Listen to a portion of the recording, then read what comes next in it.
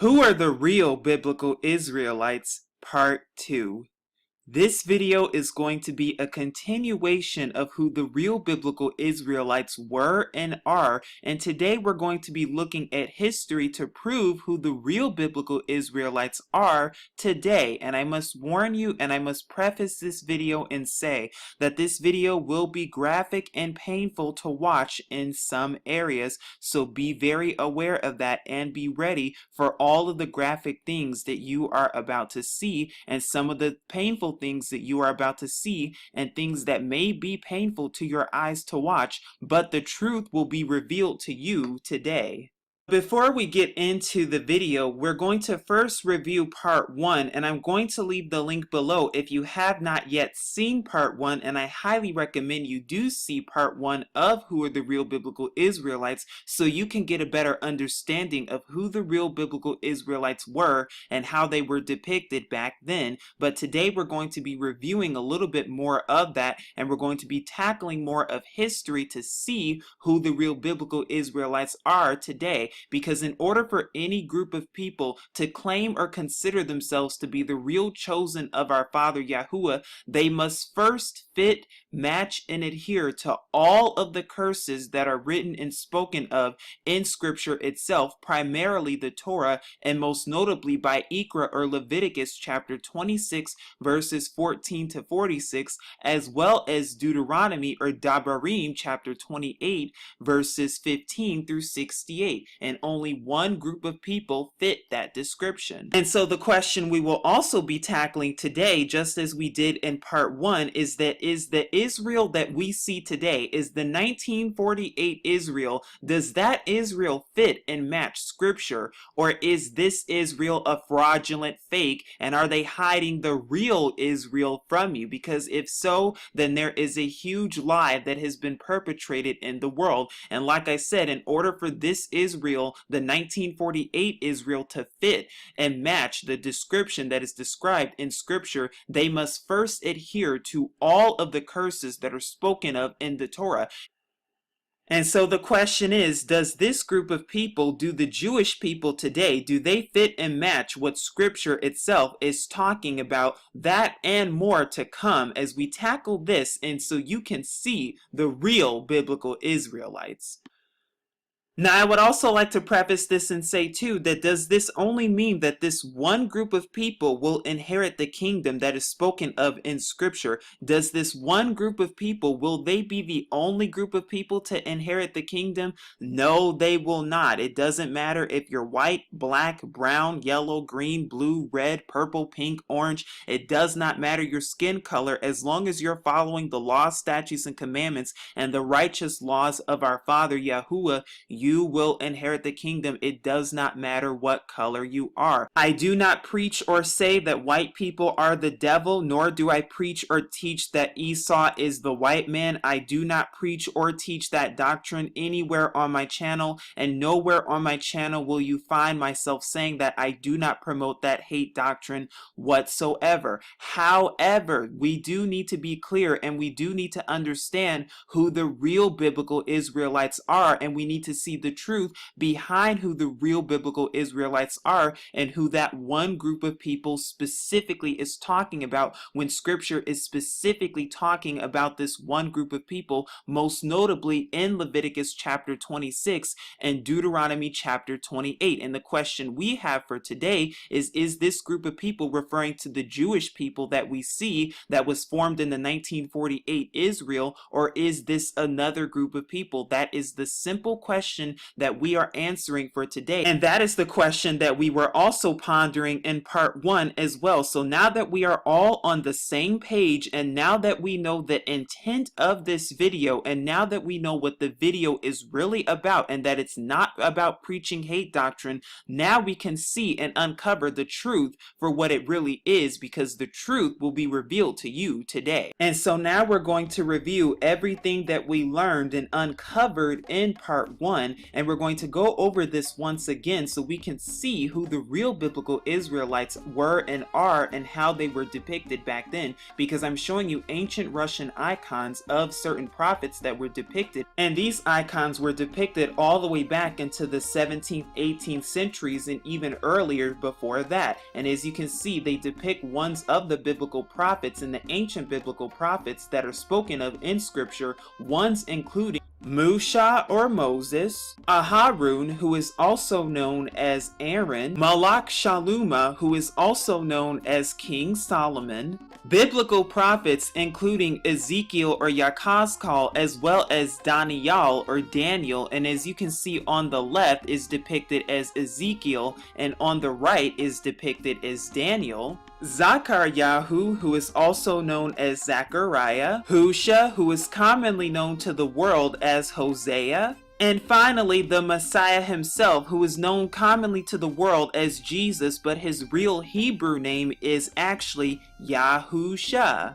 In fact, there are many Russian icons that are depicting our Messiah, Yahusha, and we know this is him because we see these Greek symbols in these pictures, and if you see my Mark of the Beast video, you know exactly what this symbol is, and you also know what this hand gesture represents, but you can see in these Russian icons that Yahusha is depicted with dark black skin. And there are also Russian icons depicted of our Messiah Yahusha with his mother Mary, also known as Miriam in the Hebrew. Not to mention Russian icons of our Messiah Yahusha depicted with the Talmidim, who is also commonly known as the disciples as well. In Who Are the Real Biblical Israelites Part 1, we also talked about all of the scriptures that even describe some of our prophets and even describe our father Yahuwah and the Mashiach Yahusha. And so we're briefly going to go over it once again because we're here in Bereshith or Genesis chapter 2, and today we're going to be using the original 1611 KJV Bible, where you will not find the letter J in it whatsoever. But let's keep going, because when you go to verses 7 in this version, it even says, and because this is a truth network, we use the restored set apart Hebrew names for our father Yahuwah and his son Yahusha. And it says, and Yahuwah Elohim, another way to pronounce Elohim is Elohim, formed man of the dust of the ground and breathed into his nostrils the breath of life, and man became a living soul. And of course, this is talking about how our father Yahuwah created man, also known as Adam. Well, it even says that what breathed into his nostrils the breath of life, man became a living soul, and he formed man of the dust of the ground. What color is dust? Because we're even here in Yirmiyahu or Jeremiah chapter 14, and we're going to be reading from verses 2 that even says that Yahudah or Judah mourneth, and the gates thereof languish, they are black unto the ground, and the cry of Yerushalayim or Jerusalem is gone up. And notice how you do not see a letter J there whatsoever. Oh, so they are black unto the ground. What color are they? But we even see it in Lamentations chapter 4 verses 8, where it even says, their visage is blacker than a coal, they are not known in the streets, their skin cleaveth to their bones, it is withered, it is become like stick. And you can find this also in the regular King James Version as well. But we even see proof of who the real biblical Israelites were in Lamentations chapter 5 verses 10, where it says, our skin was black like an oven because of the terrible famine. And that's not the only place, because we're even here in Song of Shaluma or Song of Solomon chapter 1 verses 5 through 6, where it says, I am black but comely, O ye daughters of Yerushalayim or Jerusalem, as the tents of Kedar, as the curtains of Shaluma or Solomon. Look not upon me because I am black, because the sun hath looked upon me. My mother's children were angry with me, they made me the keeper of the vineyards, but mine own vineyard have I not kept. But we even see it in Yashub or Job chapter 30 verses 30 that even says, my skin is black upon me and my bones are burnt with heat. Oh, but that's not the only place, because we even see it in the visions of Daniel or Daniel, and we're here in Daniel chapter 7 verses 9, which even describes how our Father looks from the vision that Daniel had. And it even says, I beheld till the thrones were cast down, and the Ancient of Days did sit, whose garment was white as snow, and the hair of his head like the pure wool. His throne was like the flame of fire, and his wheels as burning fire. So it even describes our Father, or the Ancient of Days, having hair of wool. And that's not the only description that we see that, because we even see it in Daniel or Daniel chapter 10 verses 6, when Daniel has another vision of the Mashiach Yahusha himself, where he even says that his body also was like the beryl, and his face as the appearance of lightning, and his eyes as lamps of fire, and his arms and his feet like in color to polished brass, and the voice of his words like the voice of a multitude. Well, when you look at the color of polished brass, you get a very dark color. And guess what? Daniel is not the only prophet to have that vision, because even Yahuchanan or John also had a similar vision of the Mashiach Yahusha in Hazun or Revelation chapter 1 verses 13 through 15, which even says, and in the midst of the seven candlesticks, one like unto the Son of Man, clothed with the garment down to the foot, and girt about the paps with the golden girdle. His head and his hairs were white like wool, as white as snow, and his feet were as a flame of fire, and his feet like unto fine brass, as if they were burned in a furnace, and his voice as the sound of many waters. So here we see that description, that his head and his hairs were white like wool, as white as snow, and feet like unto fine brass, as if they burned in a furnace, which is very dark skin. Only one group of people fits that description quite well. Another place that depicts the people of Yashar'al or Israel quite well is Ofseen or Acts chapter 13 verses 1, that even says, now there were in the assembly or church that was at Antioch certain prophets and teachers, as Barnabas and Simeon that was called Niger, and Lucius of Cyrene, and Manaen, which had been brought up with Herod the Tetrarch, and Saul or Shaul. Now why did I leave that highlighted in Simeon that was called Niger? Because when you pronounce that word in the Greek, when you pronounce this word in the Greek, you get the pronunciation Niger. Where else have I heard that word before? I even went over with you and proved to you with pictures themselves to show you how the fake Khazarian Jews, how they were the ones who not only painted over the real biblical pictures from black to white, from this to this, and I even told you and showed you how they are in fact the synagogues of Satan, as even scripture proves it in Revelation or Hazun chapter 2 verses 9 and Revelation chapter 3 verses 9, where they say they are Jews. They claim to be the Yahudim, but they are in fact not, because they do in fact lie, and they've been lying for how many years? I cannot be anti-Semitic, because those who claim to be Semitic and those who are calling themselves Semitic are not even Semitic, and what you are about to witness is the biggest form of anti-Semitism that has been going on in the world for hundreds and hundreds of years today, and I'm going to prove that to you in just a second, so you can see the whole truth and nothing but the truth, but so that you can also see who the real biblical Israelites are today. Because those who are claiming to be the chosen, and those who are claiming to be the real biblical Israelites who are in Israel right now, which is fraudulent by the way, and I'm going to prove that, but those who are claiming themselves to be the chosen are actually originators of the Khazarian kingdom in the early 10th century, which was a kingdom that originated in Western Russia and present-day Western Russia from AD 7th to 10th centuries. And what they did is that they converted to the Hebrew culture, culture and the Hebrew heritage. They learned the Torah and they stole from the Torah, as well as painted over the biblical pictures hundreds of years later from black to white, and then they of course masqueraded themselves around claiming to be the chosen when they are in fact not. And not only did they do that, but they also faked the Holocaust. Yes, you heard me, they faked the Holocaust, also known as the Holla-hoax, in order to get the world to believe such a lie that they are the chosen when they are in fact not.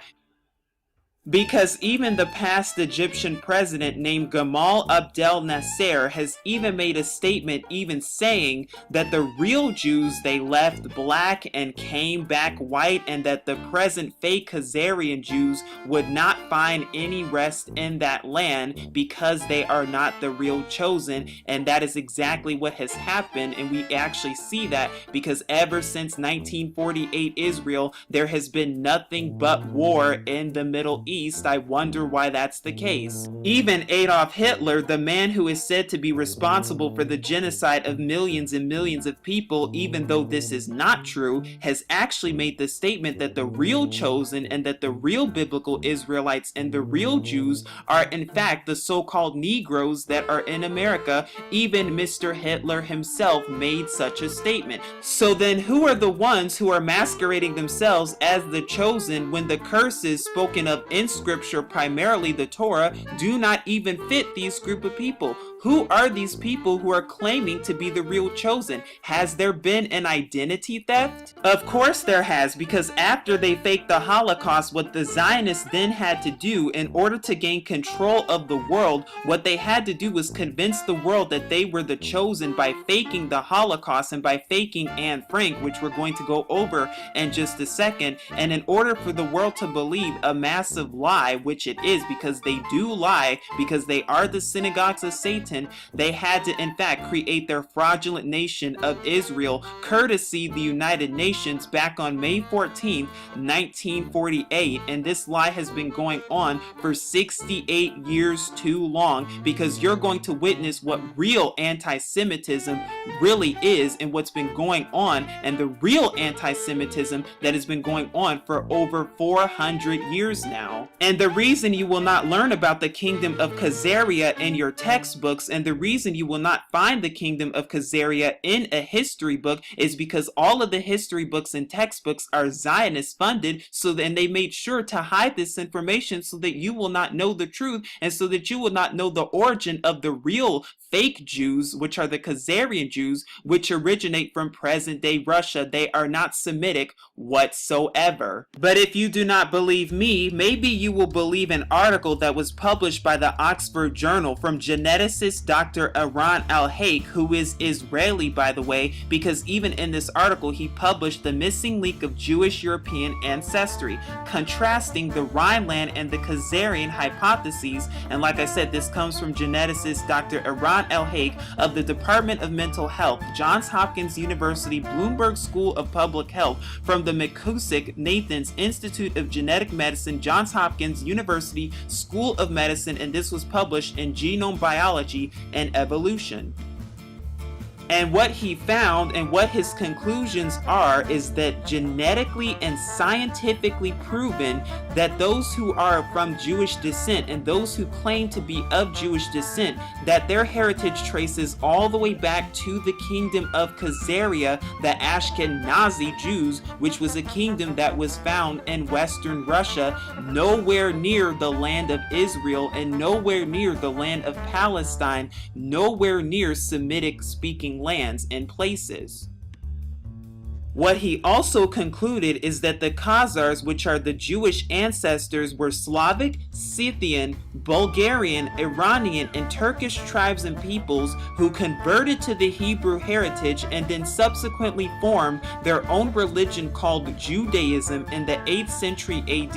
And as you can see here from a map from his study, you see that this is the Judeo-Khazarian Jewish kingdom, and this is the extent of Khazaria in the 5th through the 13th centuries AD. And as you can see how it spread all throughout the rest of Europe and even all throughout the Middle East as well. Dr. Yashar'al also goes further to ascertain and to prove genetic studies that even show genetic similarity between the European Jews as well as peoples from the Caucasus regions that lived in inhabited regions that are in present-day Russia. He also concludes, historically speaking, how these Khazars not only converted to Judaism in history itself, but he also concludes the fall of Khazaria and how hundreds of thousands of Judeized Khazars immigrated eastward and immigrated all throughout Europe and the Middle East, and even some places in Africa, as well as the proselytizing movement. And we also know, historically speaking, that the fake Jews, that those who call themselves the real chosen but are not, but do lie, we also know that historically speaking that they have been booted and kicked out of over 100 nations throughout history because of their lies. And for those of you who think that this is anti-Semitic, it is impossible for me to be anti-Semitic right now, because I've just even proven to you genetically and scientifically speaking and historically speaking that those who claim to be Semitic are not Semitic whatsoever, nor do they come from any region that is near Semitic regions, but that it is really anti-Semitic to beat, kill, rape, torture, slaughter, enslave, maim, and brutalize the real biblical Israelites, and then go and steal their identity, culture, and heritage from them, and then lie about it to the rest of the world, and then create a fake fraudulent nation in order to get the world to believe such a lie, and then fake the Holocaust in order to make the world believe such a wicked and perverse lie. But yet this lie has been going on for so many years. And real anti-Semitism has been perpetrated against the world in what is known as the biggest deception of all time. Don't believe me? You will after this. But Dr. Yashar'al is not the only one who asserts this and proves this, because many other journalists and scholars also approve this and assert the same thing, because even Hungarian-born author and journalist Arthur Koestler, who is of Jewish descent by the way, also comes to the conclusion in his 1976 controversial book known as The 13th Tribe, concludes that Ashkenazi Jews are not descendants of the historical biblical Israelites, but are in fact the Khazars, who originate from the Khazarian kingdom, which is of Western Russia. And also Bereshith in Genesis chapter 10 verses 3 also proves this, because it even shows and tells you that Ashkenaz was of Japheth and not Shem. Therefore, those who are calling themselves the Jewish or the Khazars, they are not Shemitic, and they are not from the line of Shem, but rather from the line of Japheth, so therefore they are not Semitic.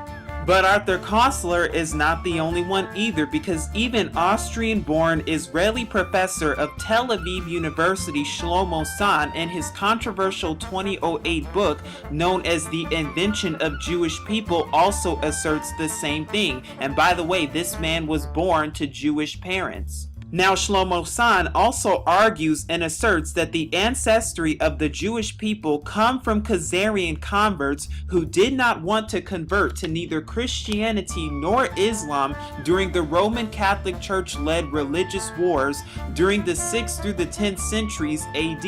He is also against Jewish essentialism, and he does not support the fraudulent 1948 Israel, and he also asserts that they have no right to that land, which they do not. And of course, they are not the only ones, because there are many more scholars and historians and Jewish people themselves who are even saying and asserting and proving that they are not the descendants of the real biblical Israelites, but where they really come from, which is Khazaria and the Khazarian kingdom. And they're not the only ones, because truth is coming out today, and the truth is coming to light, because here I am at The Guardian from an article that was dated back on June 24th, 2016, that even says, man who claimed to have escaped Auschwitz admits he lied for years. Joseph Hertz said he fabricated story of being sent to camp and meeting Nazi doctor Joseph Mengele to keep memories alive about the history of the Holocaust, or as I call it, the Holohoax. And what you will find is that he is not the only one who has lied about the Holocaust, or should I say the Holohoax,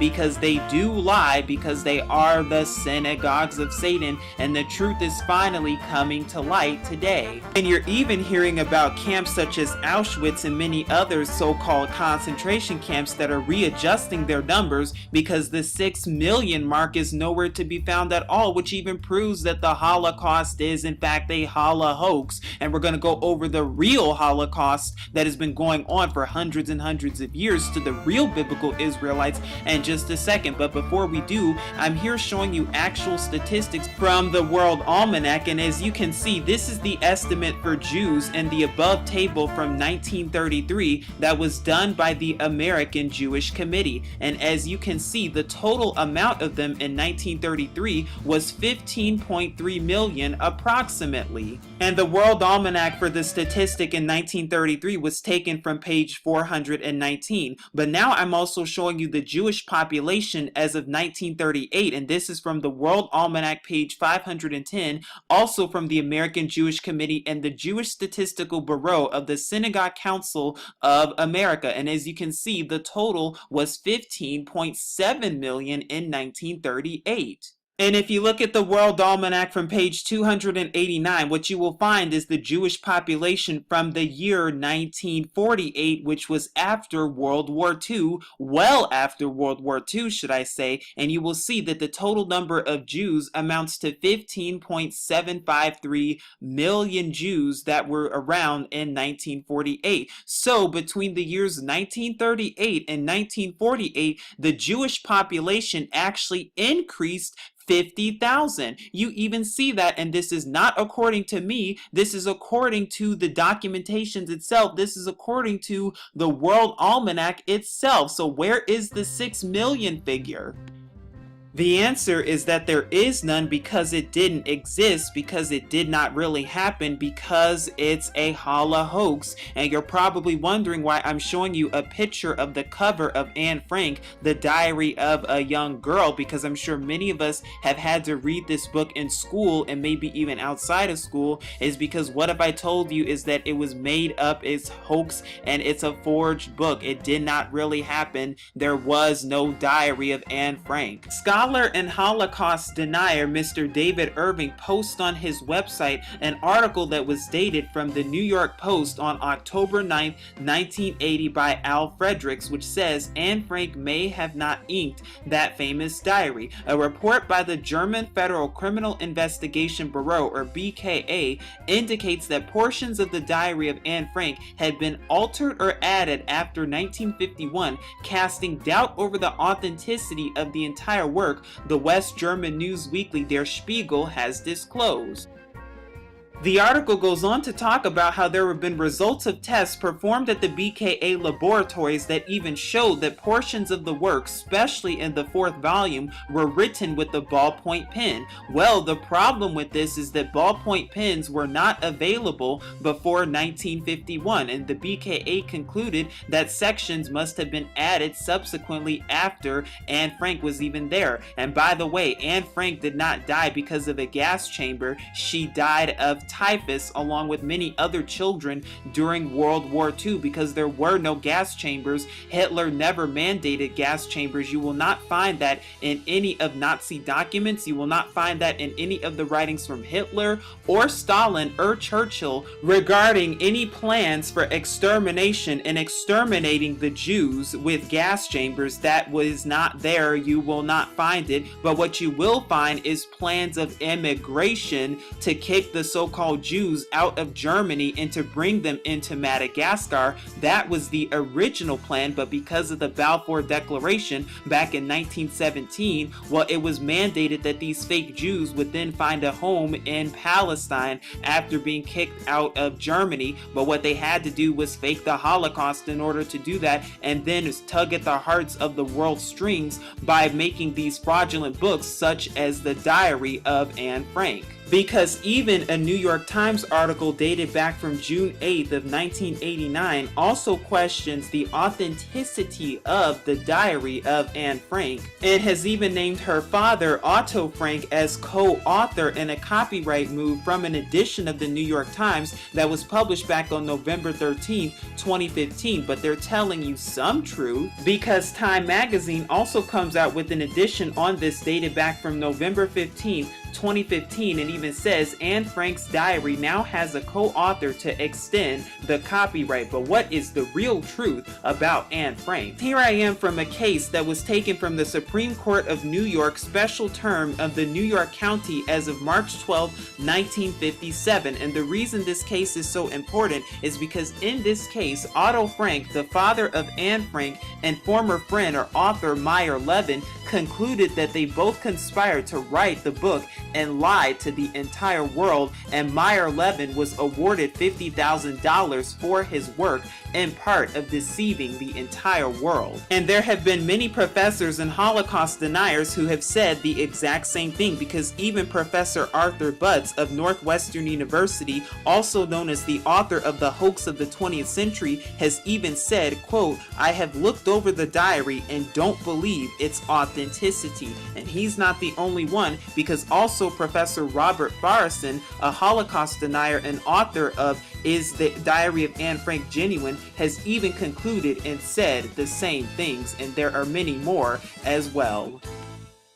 So now that we know who the real biblical Israelites are not, and we've just proven that those who claim to be the real biblical Israelites are not the real biblical Israelites, but that they do lie, and I've just proven that to you forensically, historically, scientifically, academically, and scripturally, what you are about to witness is the biggest type of anti-Semitism that has been going on and perpetrated in the world, the biggest deception of all time. Truth being revealed to you today. Because even Psalms or Tehillim chapter 68 verses 4 says that we are to sing praises to the name of our Father Yah and extol his name Yah or Yahuwah. So we are to sing praises to his name. But did you know that many of the biblical prophets and forefathers had the name of Yah or Yahu in their names? Because yes, the Hebrew is important, names are important, but what the Khazars have done is they've done a great job hiding this information from you, and by identity theft and everything else, and all of their lies that continue to be perpetrated against the world. Because 2 Chronicles chapter 7 verses 14 even says, our Father Yahuwah says that if my people which are called by my name shall humble themselves and pray and seek my face and turn from their wicked ways, then will I hear from heaven and will forgive their sin and will heal their land. When you look at the Hebrew names of the prophets that are mentioned in scripture, you will see that yes, they have Yah or Yahu in their names, and they have specific meanings to them. So for example, Isaiah, his real name is Yashar'al, which means salvation is Yahuwah. Jeremiah, or his real name is Yahu, which is the resurrection or rising is Yahuwah, and the list goes on and on. Zephaniah, his real name is Yahu, which means the secret is Yahuwah. Zechariah or Yahu, which means Yahuwah remembers. And we also have Nehemiah, or his real name is Yahu, which means consoled by Yahuwah. And Matthew, his real name is Yahu, which is the gift is Yahuwah. So we see that all of the prophets were called by the name of the Father and had the name of the Father in their names. But it's not just the prophets, because the real biblical Israelites also had the name of our Father Yah and Yahu in their names. Don't believe me? Let's find out. Here I am at slavevoyages.org, and this is the transatlantic slave trade database. And the reason that I'm here is because this was done by the Emory University, and what this is that this gives a comprehensive list of all of the so-called slaves who went into bondage and who went into slavery, and it gives even records of these slaves. But what's very interesting about this is when you type in the so-called African name Yah, as I have done right here, as you can see, this is what you get. And you see some of the names of the so-called slaves who were on these ships, and you can even see their ID as well as the ship name, when they arrived and where they embarked and disembarked. And as you can see, there are 822 results that pop up for Yah or Yahuwah, which is the shortened version of the name of our Father, because they come in the name of our Father who are called by his name. And you can see some of the names right here, like Yaku and Yama and Yanoya, and the list goes on and on.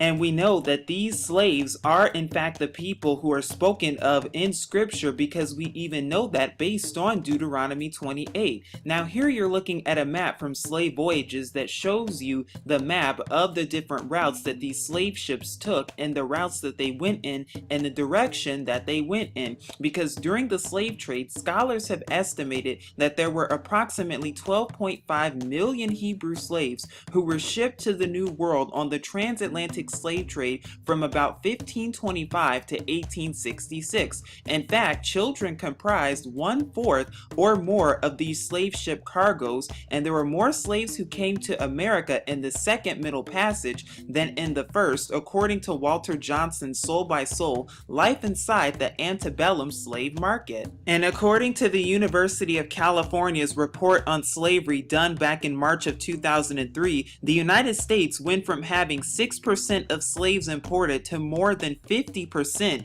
as of 1860. But it was not just the transatlantic slave trade either, oh no, because it was also the Arab slave trade as well. In fact, many historians estimate that between 650 and 1900 AD, approximately 10 to 20 million Hebrew people were enslaved by Arab slave traders. In fact, by Dr. John Alambella Azuma from the book The Legacy of Arab Islam in Africa, published back in 2001, he estimates that over 80 million Hebrews died en route during this slave trade. And this map is courtesy the Atlas of the Transatlantic Slave Trade by David Eltis and David Richardson. Here are more scholarly estimations of the transatlantic slave trade from the period 1500 all the way up until 1875. And as you can see, the bulk of slavery that took place was in the mid 1600s all the way until the end of the 1800s. And as you can see, many of the slaves that were taken to places such as Spain and Uruguay, Portugal and Brazil, Great Britain, the Netherlands, the United States, France, Denmark, and the Baltic. And the totals, as you can see on the bottom right, total to about 12.5 million between the years 1500 and 1875. But how do we know for sure that these are the people who are the real biblical Israelites? How do we know that the people who were placed on those slave ships back then were in fact the people that scripture is in fact talking about? We know for many reasons actually, and we know because of the curses that are spoken of in Devarim or Deuteronomy chapter 28, where it talks about the real biblical Israelites will be placed back again with ships into Egypt. But we also even know in scripture, because the real Messiah, Yahusha, told the Yahudim or the Hebrew Jews to flee into the mountains of Judea, and those mountains are actually Africa, as spoken of in Matthew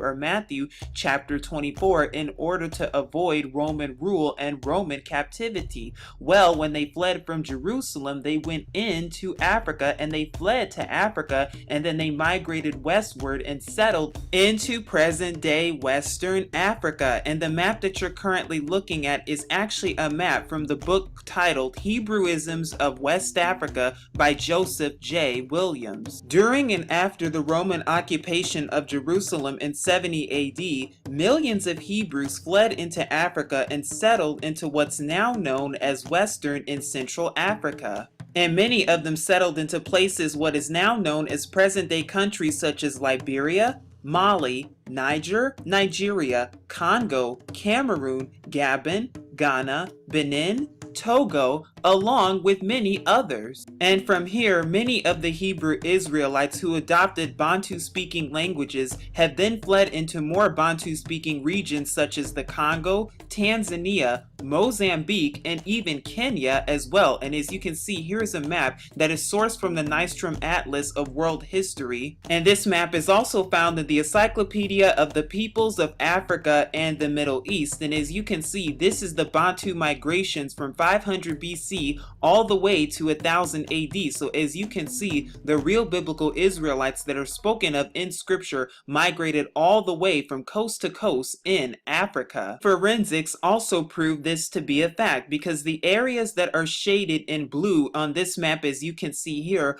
are the distribution of the haplogroup known as E1B1A for DNA, conducted back in 2007, which gives an indication of those who have Hebrew and Israelite heritage. And as you can see, in the darker shaded areas are those who are of peoples who descend from the real biblical Israelites, as you can see in regions such as Western Africa, as well as regions in Southwestern Africa such as Nigeria and Benin and Togo and Ghana, as well as Southeastern Africa too, with Mozambique and Zambia and some of South Africa, as well as Zimbabwe. In fact, scholars agree and contend with the fact that all of the Hebrew Israelites were in fact kicked out of their homeland Israel during the Roman rule and the Roman occupation of 70 AD and were dispersed out of their homelands and taken into Roman captivity for those who did not escape Roman rule. And in fact, another scholar and historian that also agrees with this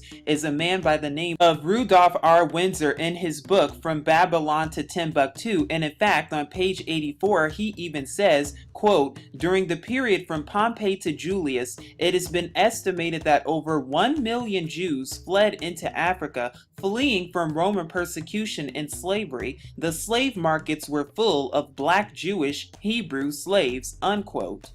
But then you're probably wondering, well, weren't Africans the ones enslaved and not the real biblical Israelites? Wasn't it Africans who were enslaved? And weren't the people on the slave ships, weren't they in fact African? The answer to that question is no, they were not African, and no, Africans were not enslaving Africans, because there is a difference between Hamites, who are the descendants of Ham, and the descendants of Shem, who are the so-called Negroes, who are the Hebrew people, which are the descendants of Abraham, Isaac, and Jacob, who are the real biblical Israelites. Dictionaries will also tell you that Shemites are in fact Semites, and historians, scholars, and educators alike will also tell you the same thing. In fact, the Zondervan Compact Bible Dictionary also even tells you too, because if you look at page 213, you will see that the definition of Ham is actually as follows, quote, it says, "He became the progenitor of the dark races,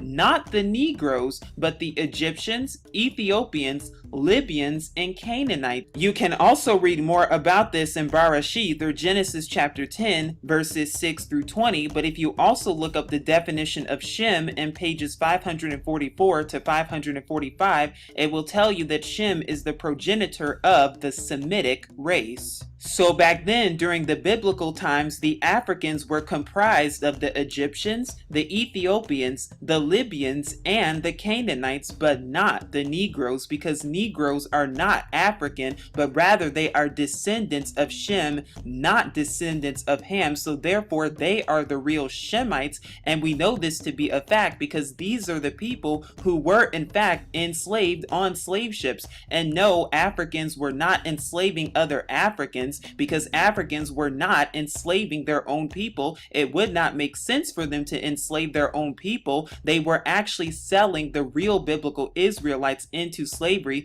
because they are not the same, and you can even prove this with forensics and scientific medical evidence as well. This also means that the descendants of Shem, who are commonly known as African Americans today, are in fact not African. Yes, the descendants of the Bible are not Africans, but rather they are the Israelites. They are a group of Hebrew people.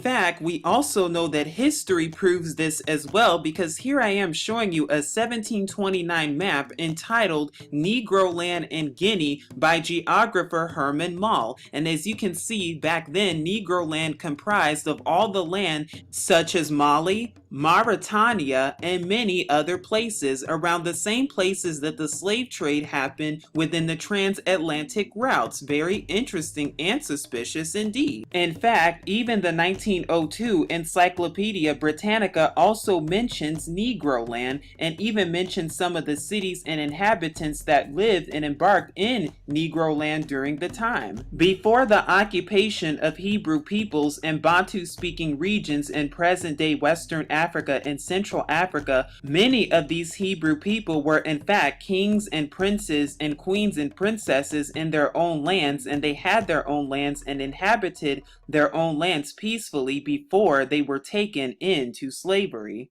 In fact, many of their kingdoms, based on ancient maps and ancient cartography, even proves that they were in fact descendants of the biblical Israelites and descendants of the kingdom and house of Judah, as we see right here in an ancient map of southwestern Africa, because right here you can even see the kingdom of Judah. But we know it was not just the Bantu peoples of Africa who experienced slavery courtesy the transatlantic slave trade. We know that the real biblical Israelites were scattered across the entire four corners of the earth, even as early as Assyrian captivity back in the 700s AD. And right now we're going to be talking more about the Arab slave trade, because this slave trade is often ignored in history. While many Hebrew people of the scriptures also fled westward, there were many who also fled eastward into present-day Tanzania, Mozambique, Kenya, along with many other places, not to mention even places as eastward as the Pacific Islands. But during the Arab slave trade, that is when they were taken into places such as India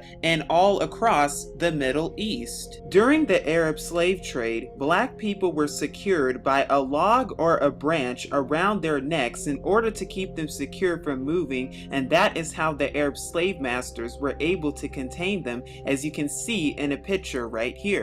In fact, what is often always undocumented during the Arab slave trade is the castration of male slaves, when black boys ages 8 through 12 had their penises and their scrotums completely amputated in order to prevent them from reproducing, Operation Depopulation, and they were castrated to be eunuchs in domestic service to the Arabs. In fact, author Ronald Siegel, in his book Islam's Black Slaves, the Other Black Diaspora, even talks about how at the beginning of the 10th century AD, 7,000 black eunuchs and 4,000 white eunuchs remained in the palace of the Caliph. Because this was the longest slave trade that began in 700 AD, with some scholars noting and arguing that the Arab slave trade lasting all the way until the 1960s, with slavery still occurring in the Arab world today in places such as Mauritania and Saudi Arabia, it's no surprise that the religious wars also had something to do with this, because during the religious wars, Arab forced Hebrew slaves to convert to Islam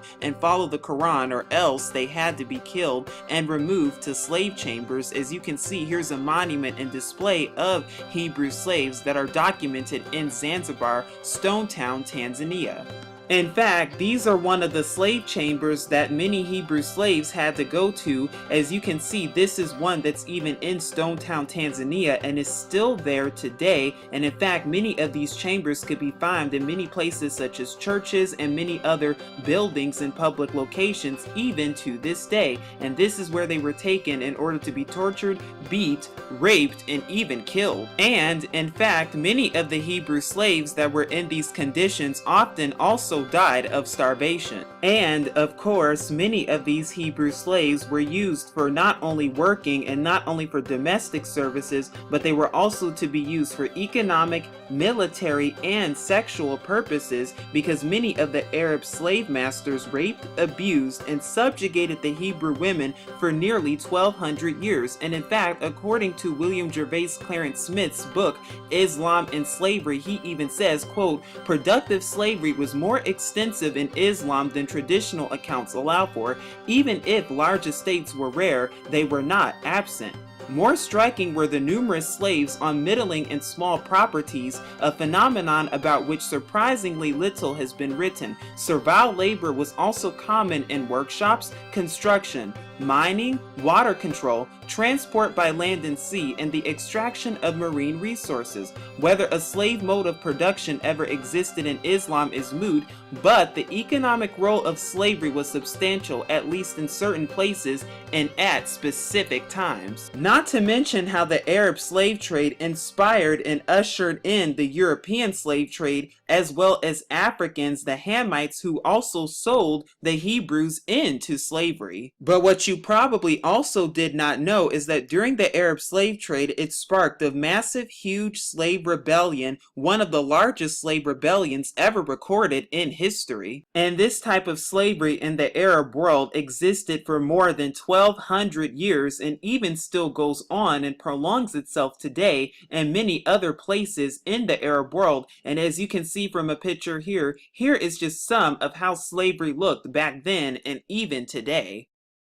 In fact, scholar Murray Gordon also documents the harsh slavery and the harsh Arab slave trade in his book Slavery in the Arab World, and he not only talks about slavery that it was early as Muhammad, because yes, Muhammad also owned slaves, but he also talks about the slavery and how girls were sold for $160 and boys were sold for $240. Not to mention the deplorable conditions during the Arab slave trade, as well as the transatlantic slave trade. Now I'm showing you a picture that comes from the Arab slave trade back in 1868 that shows you a picture of the Hebrew servants and slaves. And even Captain G.L. Sullivan in his diary wrote, quote, "The deplorable condition of some of these poor wretches crammed into a small dhow surpasses all description. On the bottom of the dhow was a pile of stones as ballast, and on these stones, without even a mat, were 23 women huddled together, one or two with infants in their arms. These women were literally doubled up, there being no room to sit erect. On a bamboo deck, about 3 feet above the keep, were 48 men crowded together in the same way, and on another deck were 53 children. Some of the slaves were in the last stages of starvation and dysentery." Now many of the Hebrew slaves and their children were forced out of their homes and were chained and shackled, as you can see here, in order to be hauled and taken to the slave ships, where they were then brutalized and then subsequently tortured, with no air in these slave ships whatsoever. And as you can see from this picture here, this is a view of the deck of the slave ship Alabinaz from Lieutenant Francis Meynell back in 1846. Now as you can see, this is the description of a slave ship which comes from the Menil collection in Houston, Texas as of 1789. Now many of these slave ships had been measured for the purposes of carrying Hebrew slaves onto them. Now this is how it looks if you enlarge the picture, because some figure estimates that over 600 slaves were carried onto a ship, even though the allowable limit was 454, so hundreds over the allowable limit, and it exceeded the limit on these slave ships. Not only were the Hebrew Israelites crammed onto these ships with little to no space whatsoever, but they were also forced to be into these spaces for long periods of time. Because as you can see, this is a section of a vessel showing the manner of stowing slaves on board. Here are some more models that show and depict the exact same treatment, the harsh, cruel treatment of these Hebrew Israelites on these ships. Because the conditions were so horrible, there was already little to no food to be eaten, not to mention how many of them starved to death, but many also died of lack of water and dehydration. And the Hebrew Israelites who tried to retaliate and fought back were also thrown into the Atlantic Ocean to be fed to the sharks. As you can see here, from the Charles H. Wright Museum of African American History, here is a slave ship display of the Hebrew Israelites and the harsh conditions that they went through, and you can find this in Detroit, Michigan. And because there was already little to no space on these ships, many of the Hebrews had to sit on each other, sleep on each other, as well as lie down on top of each other. And if that wasn't bad enough, many of them also had to endure the excess urine, excrement, and other waste that also remained on these slave ships. Here is a picture taken of Hebrew children on an actual slave ship, and as you can see the hunger and the starvation that is in their eyes, and you can see some of the horrible treatment and conditions of these different slave ships. You can also see how crowded the conditions really were and how they were on top of each other, but you can also even see how the slave masters made sure to keep them in check by whipping them anytime they were out of hand. As you can see here is a surviving picture of how it looked when the Hebrew Israelites disembarked off the slave ships if they survived, and this is how they arrived into the New World. In fact, many of the Hebrew servants and Hebrew Israelites, they arrived in Jamestown, America. The first of them arrived in 1619, and this is exactly how they look, with chains and shackles all around them. And this is how many of them looked worldwide. As you can see, they were chained and shackled wherever they went. And this wasn't just in America or any other parts of the Americas. This was also in the Arab world as well. But who profited from the slave trade, and just who benefited from the slave trade? Because what you will see is that there was in fact Jewish control over American slavery, and ironically enough, those who are calling themselves the real Jews were actually the same ones who enslaved the real Jews and funded their slavery, but they're not the only ones. Because as you see here from the documents illustrative of the history of the slave trade to America from Washington, D.C., courtesy the Carnegie Institute of Technology in Pittsburgh, Pennsylvania,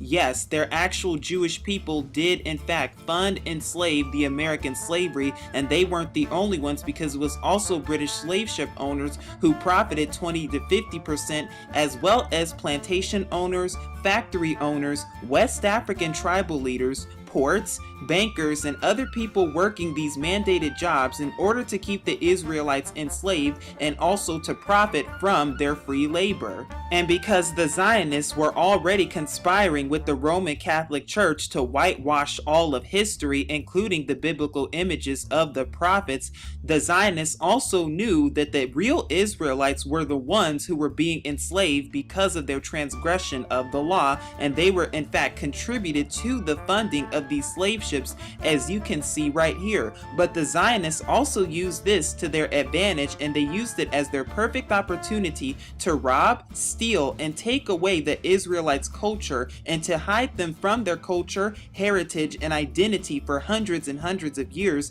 and then begin their own conquest and plan into fooling the world into thinking that they were the real Israelites, courtesy the fake Israel of 1948, when they are in fact not, but did in fact contribute to funding slavery, just like they funded these textbooks to make you think that they're the actual chosen when they are in fact not. Not to mention how these Zionists also contributed to the dividing and to the colonization of Africa. And boy, did they do a good job fooling the entire world into making the world think that they're the real chosen when they are in fact not, but are the synagogues of Satan. And we're going to go over Dr. Raphael's book, Jews and Judaism in the United States, a documentary history from 1983, and we're going to go over a snippet of that book that talks about the central role of Jews in New World commerce and Israelite slave trade. Now this is what Dr. Mark Lee Raphael, who is a rabbi and professor of Judaic studies as well as the professor of religion and the chair of the Department of Religion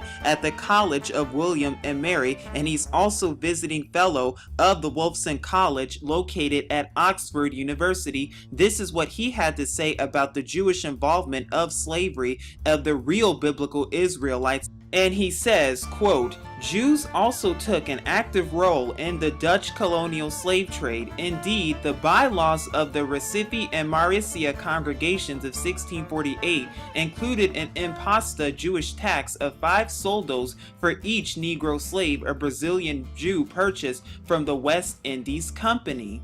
Slave auctions were postponed if they fell on a Jewish holiday, In Curacao in the 17th century, as well as in the British colonies of Barbados and Jamaica in the 18th century, Jewish merchants played a major role in the slave trade. In fact, in all of the American colonies, whether French, British, or Dutch, Jewish merchants frequently dominated. Groups of Jews began to arrive in Suriname in the middle of the 17th century after the Portuguese regained control of northern Brazil. By 1694, 27 years after the British had surrendered Suriname to the Dutch, there were about 100 Jewish families and 50 single Jews there, or about 570 persons. They possessed more than 40 estates and 9,000 slaves, contributed 25,905 pounds of sugar as a gift for the building of a hospital, and carried on an active trade with Newport and other colonial ports. By 1730, Jews owned 115 plantations and were a large part of a sugar export business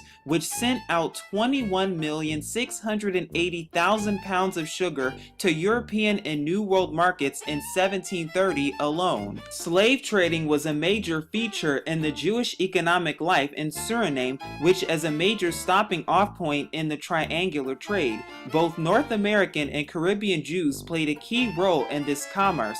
Records of a slave sale in 1707 reveal that the 10 largest Jewish purchasers, 10,400 guiders, spent more than 25% of the total funds, or 38,605 guilders, exchanged. Jewish economic life in the Dutch West Indies, as in the North American colonies, consisted primarily of mercantile communities with large inequities in the distribution of wealth. Most fake Jews were shopkeepers, middlemen, or petty merchants who received encouragement and support from Dutch authorities along with many others. In Curacao, for example, Jewish communal life began after the Portuguese victory in 1654, and once again you can find this from Dr. Mark Lee Raphael's book Jews and Judaism in the United States, a documentary history that was released in 1983. Now, of course, when it comes to American slavery specifically, we know that it wasn't just the Jewish people themselves. It was also many white people and many others who also sold the real biblical Israelites into slavery and held many public auctions for them, such as the bulletin that you see here from May 18th, 1829. But did you also know that Jesus was in fact a slave ship? Please do the research on this to find out for yourself, because yes, Jesus was the name of the slave ship captained by Sir John Hawkins in 1564 by appointment of the Queen of England, and it was one of the first slave ships that was chartered in England. Because the rest of the world knows who the real biblical Israelites are. In fact, they even tell you who the real biblical Israelites are, because as you can see from an actual plaque that's here in Virginia, it says Free Blacks of Israel Hill. And it says on the plaque that just to the west lies Israel Hill, settled in 1810 to 1811 by approximately 90 formerly enslaved persons who received freedom and 350 acres from Judith Randolph under the will of her husband, Richard Randolph, cousin of Thomas Jefferson. These, quote, Israelites and other free African Americans worked as farmers, craftspeople, and Appomattox River boatmen. Some labored alongside whites for equal wages and defended their rights in court. But what does it say? These, quote, Israelites and other free African Americans. But let's keep going. It also says that the family of early settler Hercules White bought and sold real estate in Farmville and joined with white citizens to found the town's first Baptist church in 1836. Israel Hill remained a vigorous black community into the 20th century. And when many of the Israelites were sold into slavery, and when many of them were sold in auctions, this was the conditions that they were placed in, because they had shackles around their necks, as you can see from a man here. And the result of these slave auctions, as we've gone over and as I've just shown you with snippets earlier ago, the result of this became that many of the Israelites were separated and dispersed from their families, never to see them again, because they were sold to work on cotton fields Not to mention all of the other laborious tasks that they had to do for their slave masters, as we will be uncovering and tackling in just a second to come. Meet Gordon. As you can see, this is only some of the abuse that Hebrew Israelites had to suffer through and had to go through during their times of slavery in America. Because yes, not only were they beaten and brutalized and murdered to death, but they were also had to suffer more than what you or I could ever imagine. In fact, for America alone, the slavery population increased more than 50%, and for good reason, because it was very valuable and the Hebrew Israelites were used for free labor, and all they had to do to them was shackle them in shekels, as you can see in a picture right here. And it was these instruments of torture that kept the Hebrew Israelites subjected to their oppressors and subjected to their masters and kept them enslaved to their masters for more than hundreds of years.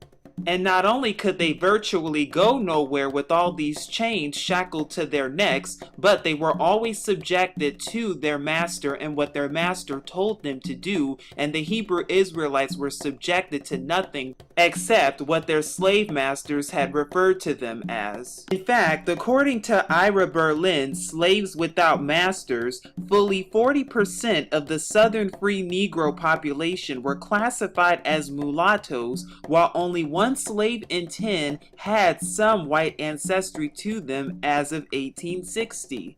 And even according to Stephen Dale of Carry Me Back, The Domestic Slave Trade in American Life, from the book published back in 2005, quote, Southern slave prices were more than tripled, and the prices of slaves went from $500 in New Orleans in 1800 to more than $1,800 in 1860, which is equivalent to about $30,000 in 2005, which is much more today.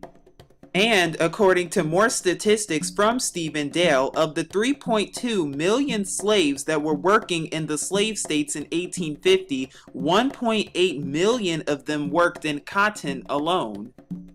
Which means that more than 50% of Hebrew Israelites during the 1850s and the 1860s worked in plantation and worked in the cotton field, as well as working as field Hebrew Israelites as well as house Hebrew Israelites in America, as you can see in the following montage of pictures. But that's not all. It goes much deeper than that, because according to the Gilder Leman Institute of American History, 75% of white families owned not a single Hebrew Israelite slave, while 1% of mostly Jewish families owned 40 or more. And not only that, but 0.1% of Americans owned 100 or more Hebrew Israelites as slaves.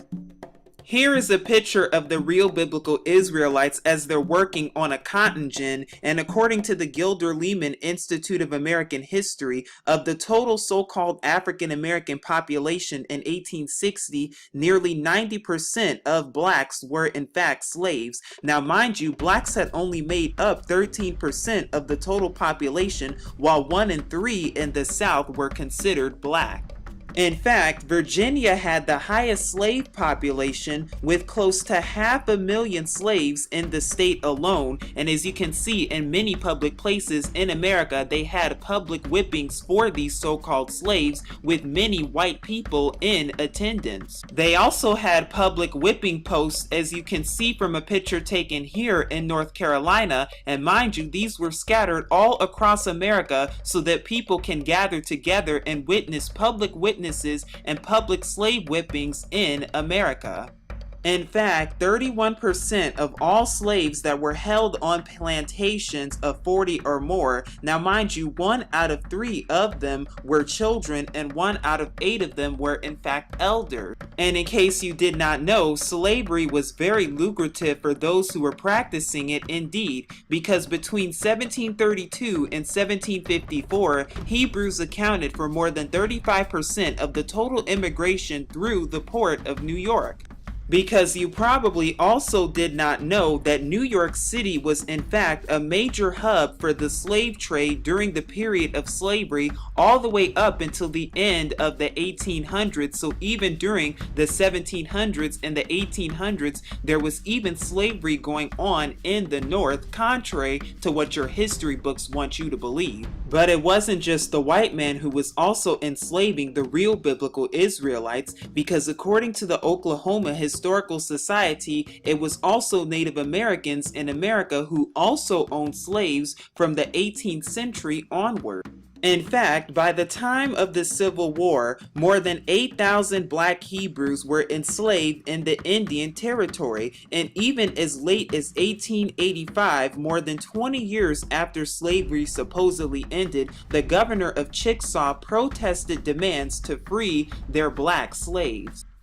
And even your lovely presidents who you so admire so much, even they own slaves too. Because did you know that George Washington had teeth that actually were yanked from the heads of his slaves and fitted into his dentures? Because you don't know your history if you're so-called black, because it's been taken from you and hidden from you and stolen from you, and you're going to see exactly why all of this happened to you. And when you start to understand that black history is in fact world history, then you start to understand that the real history of the real biblical Israelites traces all the way back even before slavery, and you start to understand that the real history of so-called African Americans stems all the way back since the beginning of time. And that is a fact, because what they also do not want you to know is that your ancestors, if you're watching this, have built the White House indeed, but they're going to keep hiding that from you too. And that's only just the beginning. And even according to the Civil War homepage taken from the 1860 census, what you will see is the total number of Hebrew Israelite slaves amounted to close to 4 million in just 1860 alone. But what they also want you to believe is that slavery really ended and was abolished in 1863, just a few years later, with the Emancipation Proclamation, even though it really did not abolish the institution of slavery until December 1865, when the 13th Amendment was finally amended and when it was added to the Constitution. And what they also want you to believe is that a man by the name of Abraham Lincoln was the one who really freed the slaves, but then who was killed by the elite Illuminati because the Zionists at the very top did not want slavery to end. And you also probably did not know that Mr. Abraham Lincoln himself not only owned slaves, and it's a known fact that he kept slaves, but he also beat, raped, and mutilated the slaves that he owned too, and he's not the only president that was guilty of this as well. But that's only just the start of it, because in A Slavery of World History, Milton Meltzer estimates that 10 million slaves arrived in the Americas. This would be the residue after 12.5% of those shipped out from Africa died on the ocean, 4.5% died while waiting in harbor, and 33% died during the first year of seasoning. In the Atlantic slave trade and the Holocaust from the book Is the Holocaust Unique from Greenbaugh's edition of 1996, Seymour Drescher estimates that 21 million were enslaved between 1700 and 1850, of which 7 million remained in slavery inside Africa. 4 million died, quote, as a direct result of enslavement, unquote. Of the 12 million shipped to America, 15% or 2 million more died in the Middle Passage and seasoning year. In Jan Rogozinski's A Brief History of the Caribbean, published back in 1994, quote, as million as 8 million Africans may have died in order to bring 4 million slaves to the Caribbean islands, unquote. And in Ronald Siegel's Islam's Black Slaves, Ronald Siegel estimates that the number of Hebrew Israelites shipped to the Muslim world was at 11.5 to 14 million, with about 19 million estimated deaths. Here are some more statistics from the University of Essex. Philip Curtin, as of 1969, estimated that the Atlantic slave trade was about 9 million. Joseph Inikori from 1976 estimated the slave trade to be approximately 15 million from Measuring the Atlantic Slave Trade, and Patrick Manning from 1998, according to W.E.B. Du Bois Institute dataset of slaving voyages, estimates that 12 million were transported, with 10.5 million arriving alive in the Americas, accounting for at least 1.5 million deaths of Hebrew Israelites during the time of the passages from Africa to America alone. Within a 1200-year period and ongoing, more than 100 million Hebrew people have been killed, murdered, tortured, raped, and or brutalized because of slavery, whether it be Arab or European. But this is not the first time that the Hebrew people have been enslaved on such a level as this. Oh no, because throughout history there have been 7 major captivities for the Hebrew people, the first being Egypt, the second being Assyria, the third Babylon, the fourth Persia, the fifth Greek, the sixth Rome, which includes the Arab slave trade, and the seventh and final captivity being America, which stems from Rome. And in case you also did not know, here is more history for you, that the original Statue of Liberty was given to America by France in order to pay homage to the slaves whom were brought here by force, which was to represent their freedom. However, what America decided to do was refuse the original, so they made a new one with the white face instead, and you can find the original in St. Martin today. But did you also know that there is in fact Hebrew cursive that is found at the very first slave church ever to be established in the United States of America? And even the website itself tells you this, because here I am at the actual website that says First African Baptist Church. Now mind you, it was changed from First Colored Church to First African Baptist Church, and it was first organized in Savannah, Georgia around 1788, and it even says that the pews located in the balcony are original to the church. These pews were made by slaves and are nailed into the floors. On the outside of the pews are markings written in the African dialect known as, quote, cursive Hebrew. How else could they have known Hebrew? As you can see from a photograph taken here are a group of white children that are holding a fish pole, and they tie the line to the neck of a so-called Hebrew boy. And as you can see right here, the Hebrew boy is standing on what appears to be a brick, and the children all around him are all taunting him. And this white boy right here appears to be reading from a book commonly known as the Holy Scriptures or the Bible. And a verse that he's probably reading from, along with many other slave masters during this time, is 1 Peter chapter 2 verses 18 that says, servants, be subject to your masters with all fear, not only to the good and gentle, but also to the froward. And if you read that in the NIV translation, you will get that slaves, in reverent fear of God, submit yourselves to your masters, not only to those who are good and considerate, but also to those who are harsh. Not only did the slave master and did their children beat the Hebrew out of the Hebrew children and the Hebrew people, but what they also did is that they used their Christianity and they used religion in order to subjugate the Hebrew people and enslave them to religion itself, and to erase and wipe away their identity and culture and heritage from them by forcing them to learn Christianity and to abandon their original Hebrew heritage and tradition and language behind. Not only that, but as the movie Root has even told us, that many of them had to abandon their old names unless they had to be whipped for it or hung on a fish pole, as we see with this boy right here today. We also know that many of the Hebrew people, they sang many songs and sang songs of Moses, as well as many spirituals such as Kumbaya, which also has the name of our father Yah or Yahuwah in it. But what the slave master had to do in order to subject them and subjugate them even more is they had to strip them from their identity and their culture so that they would not know who they were,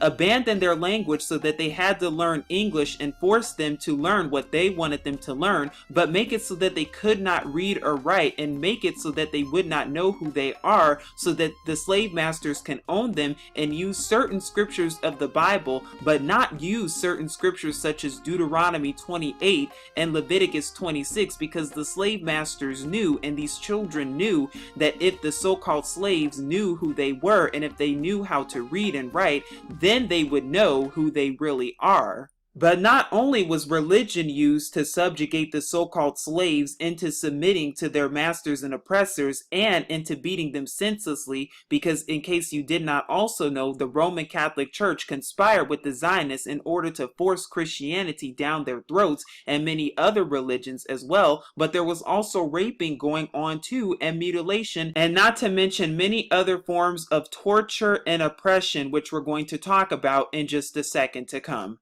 Because what you will find is that all throughout history, many of the women were subjugated and raped and castrated, if not killed, by their masters. And what you're actually looking at is a picture taken from colonization. And we're going to be talking more about colonization in just a moment to come. But before we do, I would like to focus your attention on some of the things and how the master-slave relationship really went. Because according from excerpts from Bowdoin University, slave women were forced to comply with sexual advances by their masters on a very regular basis. And we know if they did not do this, then there were harsh consequences that came their way, not just for them, but also for their families and their men who were tending the fields in the cotton fields back during the times of slavery. But here's also another excerpt from Stanley Feldstein's Once a Slave, The Slave's View of Slavery, from page 132, and it even says that, quote, Maria was a 13-year-old house servant. One day, receiving no response to her call, the mistress began searching the house for her. Finally, she opened the parlor door, and there was the child with her master. The master ran out of the room, mounted his horse, and rode off to escape, though well he knew that his wife's full fury would fall upon the young head of his victim. The mistress beat the child and locked her up in a smokehouse. For 2 weeks, the girl was constantly whipped. Some of the elderly servants attempted to plead with the mistress on Maria's behalf, and even hinted that it was Master that was to blame. The mistress' reply was typical. She'll know better in the future. After I've done with her, she'll never do the like again, through ignorance. During this time, European settlers, kings, bankers, and the like set out on a mission and expedition to steal and pillage the land of Africa, as well as rape the women and trigger a mass genocide like never before. In fact, the European settlers were also used to spread disease in these places as well, and they pillaged the land just to get and attain the wealth, gold, ivory, silver, jewels, goods, and other resources from Africa, since Africa is the wealthiest continent on the earth, by the way. Between the 1870s and the 1900s, Africa faced the European imperialist aggression, diplomatic pressures, military invasion, which eventually led up to the eventual conquest of Africa by many European settlers. And a picture that you're looking at right now is actually a caricature of Cecil Rhodes, who is also known to colonize Rhodesia, which is known as present-day Zimbabwe. Here is a map that is showing you the partition of Africa due to colonialism and imperialism as of 1914. And as you can see, based on this map alone, you see that it is practically controlled by Europe itself, because when you take a closer look at this map, you see that portions of Italy control and owned Somalia and Libya at this point. In fact, in Portugal, they owned and controlled Angola and Mozambique, hence Portuguese being spoken in these countries today, not to mention Great Britain, how they controlled Egypt, Sudan, Kenya, and eventually Tanzania, Nigeria, and much of southern Africa, including the parts that are now known today as South Africa, Botswana, Zambia, Zimbabwe, Malawi, along with many others. But that's not all, because as you can see, France pretty much controlled all of Western Africa, including Algeria, Morocco, Tunisia, Mali, Mauritania, and many other nations that are located in Western Africa today, and Germany controlled much of Namibia, Tanzania, and Cameroon, and in fact many African nations were not even independent until the 1960s, only 50 years worth of recovery so far, and in fact in 1914 only two nations were independent in Africa, and they were Liberia and Ethiopia. Because when you kill 10 million so-called Africans, you are not called the Hitler, but only when it has to do with the so-called alleged 6 million, and only when it has to do with the alleged so-called Holocaust, ignoring and completely taking away from the real Holocaust of hundreds of millions of people. But in case you do not know who this man is, what you're looking at is King Leopold II, which is the second king of the Belgians as he's known, and he was a king in Belgium,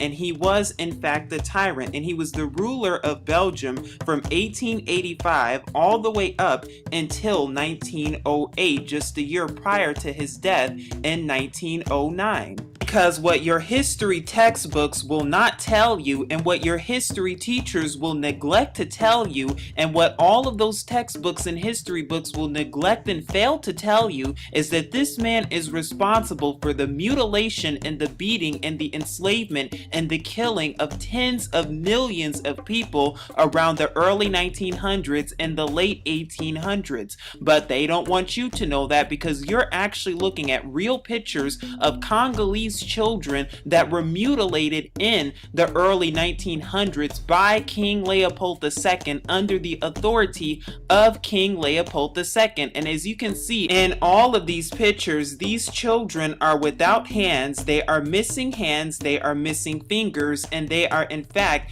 had their fingers and their hands chopped off, as you can see, and they were victims of mutilation. And this was only some of the many torturings and punishments that were going on in the Congo under the rulership of King Leopold II. But this history has been neglected from you, and this has been hidden and suppressed from you for so long, because they want you to think that all black people are bad, and they want to try to demonize black people as much as they can, but they don't want to tell you their track record and their history, and they want to completely leave out their history because everything has been twisted. But now the truth is coming to light, and now that you see the truth and what has happened with your own two eyes, with history to prove it yourself, now you'll know the truth for what it really is. Because while this man will continue to be glorified in white history, meanwhile King Leopold II is responsible for the genocide of over 10 million people worldwide, because he owned the Congo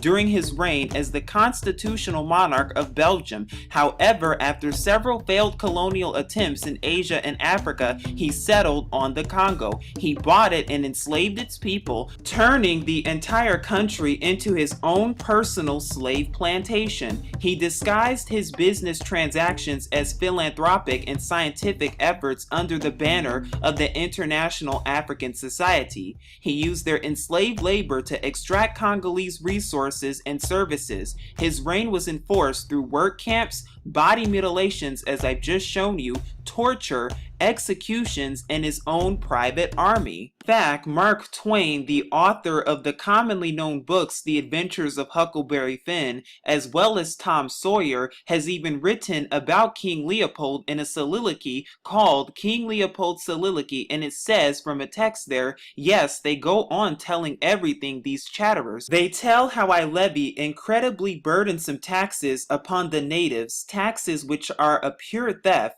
taxes which they must satisfy by gathering rubber under hard and constantly harder conditions, and by raising and furnishing food supplies gratis, and it all comes out that, when they fall short of their tasks through hunger, sickness, despair, and ceaseless and exhausting labor without rest, and forsake their homes and flee to the woods to escape punishment, my black soldiers, drawn from unfriendly tribes, and instigated and directed by my Belgians, hunt them down and butcher them and burn their villages, reserving some of the girls. They tell it all, how I am wiping a nation of friendless creatures out of existence by every form of murder for my private pocket's sake.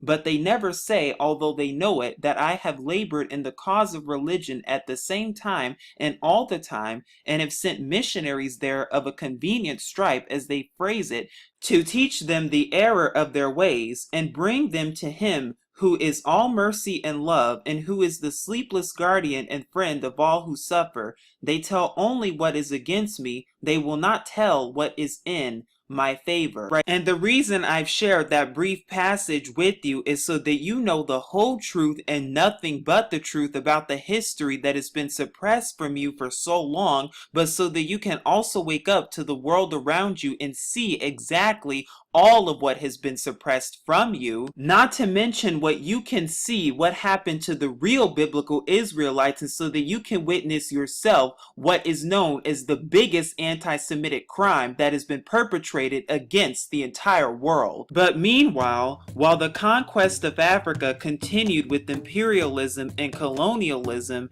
and while King Leopold II continued his tyrannical ways among many others, they gave you the illusion of Negro emancipation, and we're going to talk more about lynching and how it was all just a big psyop. Much of the rest of the world still face slavery, and I'm showing you a photo of a picture taken from the Zanzibar slave market, and as you can see, here is a child that is chained down and shackled, and you can even see that his feet are shackled to the ground as well. Here is a picture of Hebrew Israelites who were being punished even in Cuba, and this photograph was taken somewhere in Havana. And not to mention how there was even slavery in Brazil, which did not officially end until the year 1888, over 20 years after the alleged ending of American slavery in 1865.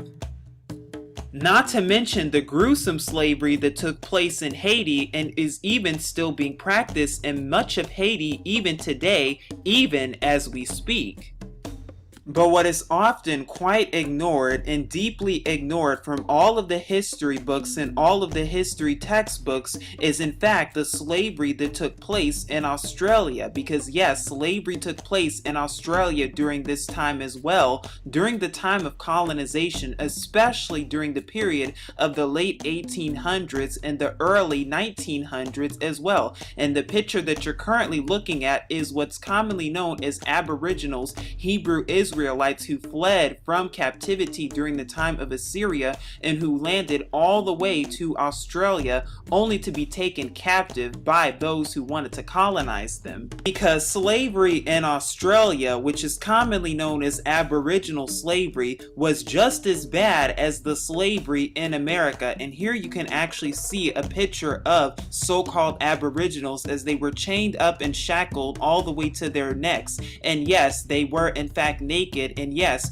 dogs had it better than they did. In fact, in his 1890 novel entitled The Black Police, A Story of Modern Australia, Arthur James Vaughan suggests that slavery in present-day Australia took place in present-day northern and western Australia towards the coastlines during that time. And according to Indigenous Participation in Australian Economies II by ANUE Press, the Australian National University 2012, Chapter 9, and it comes from the subsection Aboriginal Workers, Aboriginal Poverty, shelter for many Aboriginal workers was worse than they would provide for their pet horse, motor car, or prize cattle. And this is according to the Chief Protector of Aborigines, Queensland, 1921. So what that means is that they treated horses and they treated motor cars and they treated cattle and they treated dogs better than they treated their own workers, better than they treated human beings. And this is according to history itself, even as I've shown you earlier ago. And if that wasn't bad enough, what many settlers also did and what European settlers also did is that they forced people into blackbirding, which is tricking people into forced labor, as you can see in a picture right here. In fact, from an interview taken from ABC National Radio in the early 1900s in Queensland, despite regarded as more reliable than superior white stock riders, Aboriginal workers received only about 3% of the white wage rate. From 1919, the government claimed pastoral workers would get 66% of the white wage, but records show that in 1949, the Aboriginal workers only got 31%. In fact, Aboriginal people would never get the 60% at all. Every year between 1941 and 1956, the government sold Aboriginal labor for less than that. In fact, tens of millions of dollars were taken out of the Queensland Trust and never returned to the Aboriginal workers. In some cases, they were bought and sold as a personal possession, particularly where they went with the property upon sale. Many Aboriginals had a restricted freedom of choice and movement, irrespective of any lack of consent. Many were subjected to threats and force. They were always in fear of all forms of violence. Many were treated cruelly and abused. Their sexuality was controlled and their labor was forced. But it was all about the money, because a University College London study tracing the legacies of British slave ownership has shown that Australia was partly built from slave money. Following the abolition of slavery in Australia, British slave owners received compensation from the British government for the loss of their property people sold into slavery. Many of them used the money to travel to Australia, where they brought up large parcels of land, became directors of banks, museums, libraries, and built churches, and became governors. But the racism goes much deeper than that, because did you know that throughout the entire 19th and 20th centuries that there were in fact known as human zoos and Negro villages, where there were these human zoos where Hebrews were placed into these zoos and they were treated like animals, as you see right here, because this picture right here is showing you a Hebrew girl that is in a human zoo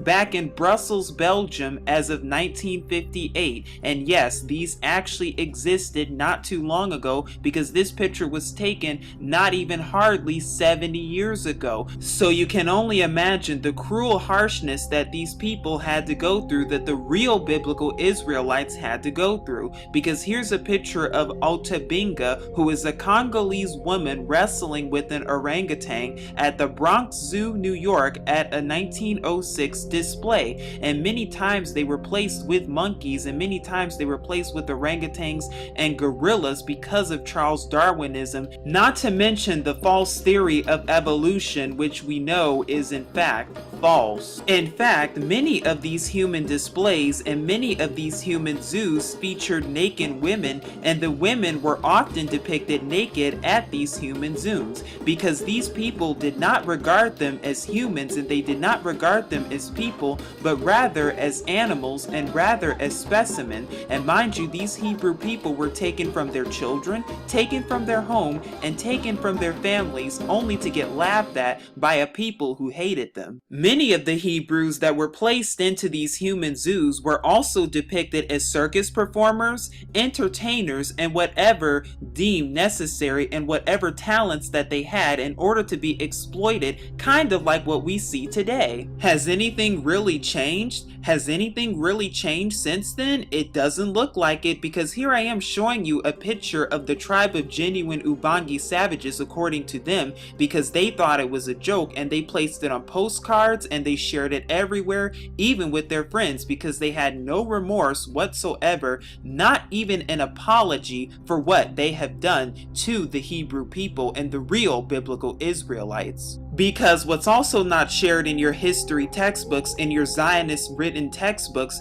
is that these exhibits and these human zoos were popular exhibits all across the world. In fact, tens of millions of people all over, from Asians to Europeans to all types of people, even Arabs, came to view these human displays in both the 19th and the 20th centuries.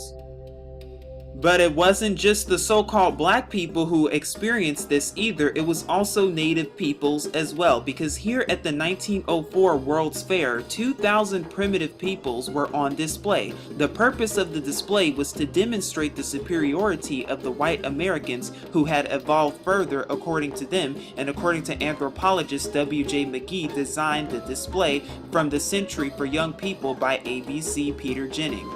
But in case you're also wondering, since so-called white people did not use so-called black people for their Olympics, they created an Olympics of their own for these so-called black people, and they even called them the Savage Olympics, as you can see here from a picture taken in 1904. And in case you're looking for these displays today, don't worry, Paris hasn't forgotten about it, because it's even a display in Paris which shows the remains of Saartjie Baartman's body, and you can see her remains are in a museum located in Paris, France, even to this day. See, this was all just a joke, because what you're looking at actually did in fact happen, because all throughout many carnivals in the 19th and 20th century, yes, what you see actually happened, what's called hit the nigger baby, where someone would throw a baseball at so-called African Americans and so-called black people, impounding them into the head. As you can see, this photograph here comes from the Dallas Public Library Photographic Archives, and what does it say? Hit the trigger and duck the nigger, because it was just a joke to them. And then also this photograph here, which even says hit the red spot, down he goes, and this young boy was working in a dunk tank in Dallas, Texas as of 1965, barely 50 years ago. Oh, and he was only working because it's just a joke to them. But this type of racism was also featured in popular cartoons such as Popeye, and it was even featured in different games and different music and other venues and forms of entertainment back then, because it was only just a joke to them. Oh my friends, I'm not making any of this stuff up. This stuff really did happen, and it's time you see with both your eyes open the harsh realities of what happened to the real biblical Israelites and what continues to happen on a daily basis, if not secondly basis, because now I'm showing you a process of what's known as human branding. And human branding is burning iron onto someone until they are burned completely, to the point where their incisions are all the way through, and their cuts are wounded, and their wounds are wounded, and their sores are sored, and they are sorely wounded for the rest of their lives. And let's not forget about buck breaking, which is when a slave master would sodomize the Hebrew slave man so that he could not take revenge against his enemy. And of course, we also have what's called human leather, and these shoes that you're looking at actually contain human leather, because yes, human leather was used, and this is true. The skin of Hebrews were actually used to make human leather, and it was made from the skin of Hebrew slaves used for shoes. In fact, this was a practice that occurred from 1619 all the way up into the Jim Crow era of the 1960s. And if you still do not believe me, then maybe you'll believe an excerpt that comes from the Mercury of Philadelphia News, which you can find from Ferris State University as of Saturday, March 17, 1888. And it says, "I remember that 2 or 3 years ago I incidentally referred to a prominent physician of this city wearing shoes made from the skin of Negroes. He still adhered to that custom, insisting that the tan hide of an African makes the most enduring and the most pliable leather known to man. Only last week I met him upon the street with a brand new pair of shoes. I looked at his footwear as I always do. His pedal coverings have an irresistible fascination for me, and said with a smile, 'Is the downtrodden African still beneath your feet?' In the most matter-of-fact way, and without the shadow of a smile, he answered and said, 'I suppose you mean to inquire if I still wear shoes made of the skin of a Negro. I certainly do, and I don't propose changing in that respect until I find a leather that is softer and will last longer and present a better appearance. I have no sentiment about this matter. Were I a Southerner in the American sense of the word, I might be accused of being actuated by a race prejudice, but I am a foreigner by birth, although now an American citizen by naturalization. I fought in the rebellion that the blacks might be freed. I would use a white man's skin for the same purpose if it were sufficiently thick, and if anyone has a desire to wear my epidermis upon his feet after I have drawn my last breath, he has my antemortem permission.' You are probably wondering why I'm showing you a picture picture of a picnic basket right now and why I'm just showing you a picture of a picnic. Why is this the case? Because when you understand that the word picnic is actually short for pick a nigger, and that lynchings used to be announced in churches and they would sell tickets as well as have picnics, all while watching the Black Hebrew Israelites die slowly, well then you'll understand, and then you'll know that this word has a real different meaning from what Snopes wants you to believe. And the next time you're thinking about shopping for Black Friday, you'll know exactly what Black Friday really is, because it's known as the day after Thanksgiving. And by the way, Thanksgiving commemorates the murder of millions of Native Americans by pilgrims, but oh well, slave traders would then sell their slaves for a discount on this day to assist with plantation owners, hence the name. Not false like Snopes wants you to believe. Now perhaps you're wondering what you're actually looking at, and perhaps you're wondering what this picture is actually showing you. Well, when you look closely at this picture, you will see actual alligators eating Hebrew babies in a term that's commonly known as gator bait. And yes, this actually happened because this is an actual picture, an actual photograph that was taken of Florida. As you can see here, this alligator over here is actually chomping down and gnawing on this Hebrew little child right here who's trying to hold on to this tree with another alligator trying to assist. And this happened when the slave masters and the slave owner, they would take the Hebrew child away from its own mother, and then they would feed the Hebrew child to the alligators in order to use the alligators to bait them, and then skin the alligators alive in order to sell them and to then use them as food and other personal items and belongings. But see, this history you will not find in a history textbook whatsoever, because here is an actual postcard from Florida showing you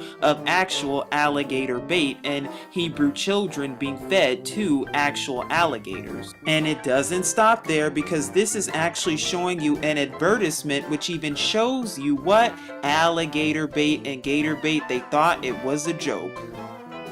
Nope, I'm not making any of this up, because as you can see here from a dainty morsel, it's showing you alligator bait, but what it's also really showing you really comes from a cigar, and it's actually showing you a cigar box label and how the cigar box labels actually looked back then. And if that wasn't bad enough, here is another picture showing you of actual alligator bait postcards that were shared with people not even barely 100 years ago. Can you believe that?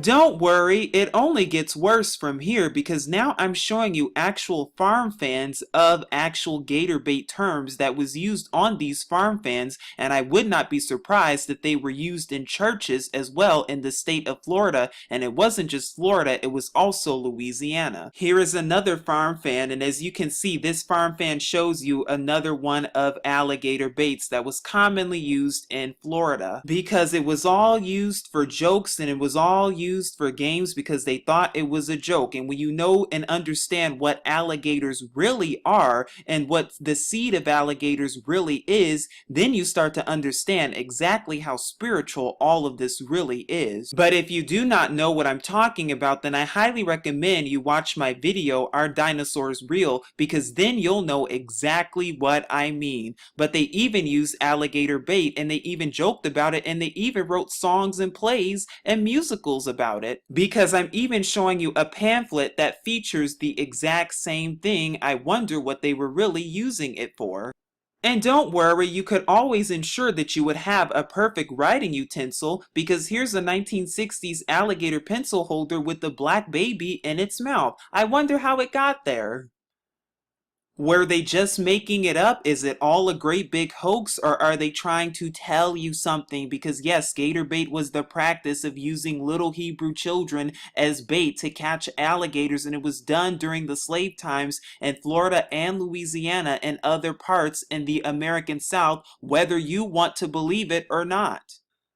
But don't worry, if that's not proof enough for you, this is, because there's even proof in newspapers as well. Because as you even see in this one, babies used as alligator bait in state of Florida. And it's even been proven in Sharon Draper's 2006 book, Copper's Son, where it's documented, as well as the 1908 Washington Times issue where it even says baited alligators with pickaninnies from the New York Zoological Garden, as well as from an issue of Oakland Tribune from September 21st, 1923, where it even says pickaninny bait lures voracious gator to death. And mind you, that was the headline.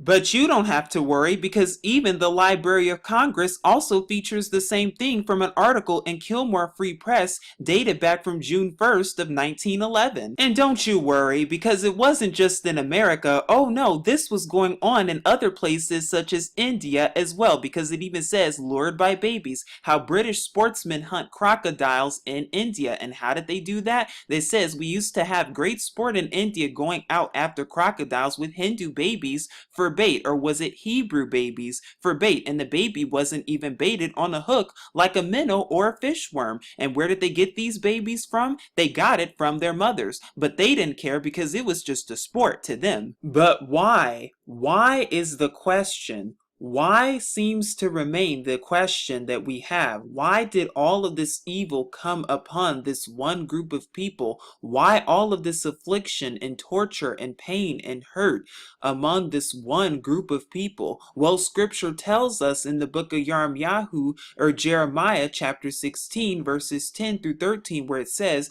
"And it shall come to pass, when thou shalt show this people all these words, and they shall say unto thee, Wherefore hath Yahuwah pronounced all this great evil against us? Or what is our iniquity? Or what is our sin that we have committed against Yahuwah our Elohim?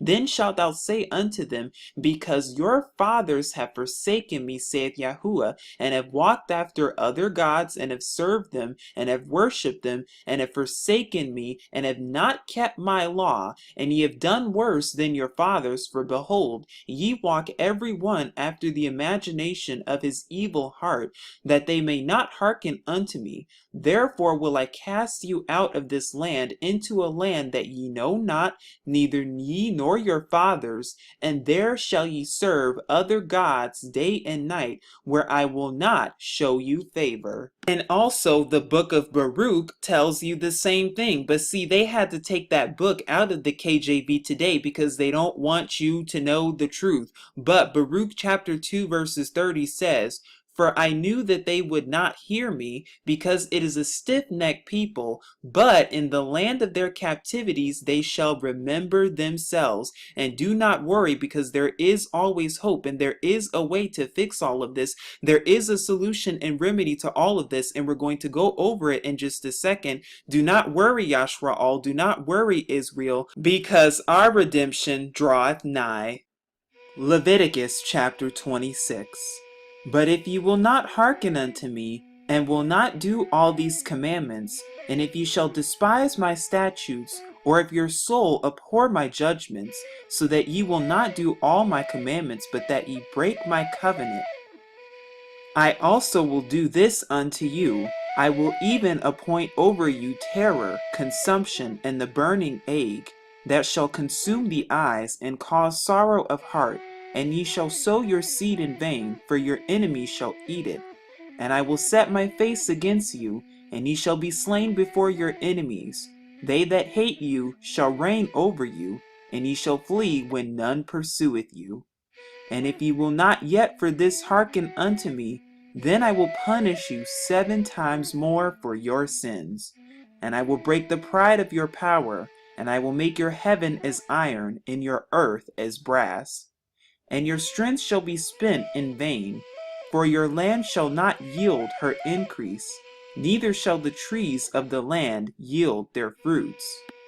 And if ye walk contrary unto me, and will not hearken unto me, I will bring 7 times more plagues upon you according to your sins. I will also send wild beasts among you, which shall rob you of your children, and destroy your cattle, and make you few in number, and your highways shall be desolate. And if ye will not be reformed by me by these things, but will walk contrary unto me, then will I also walk contrary unto you, and will punish you yet 7 times for your sins. And I will bring a sword upon you, that shall avenge the quarrel of my covenant.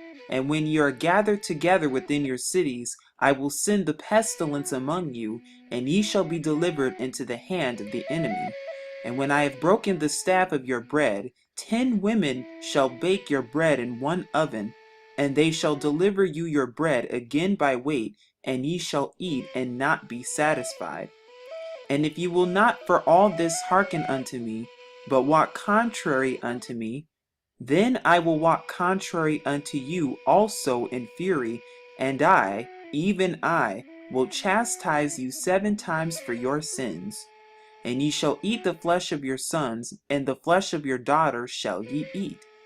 And I will destroy your high places, and cut down your images, and cast your carcasses upon the carcasses of your idols, and my soul shall abhor you.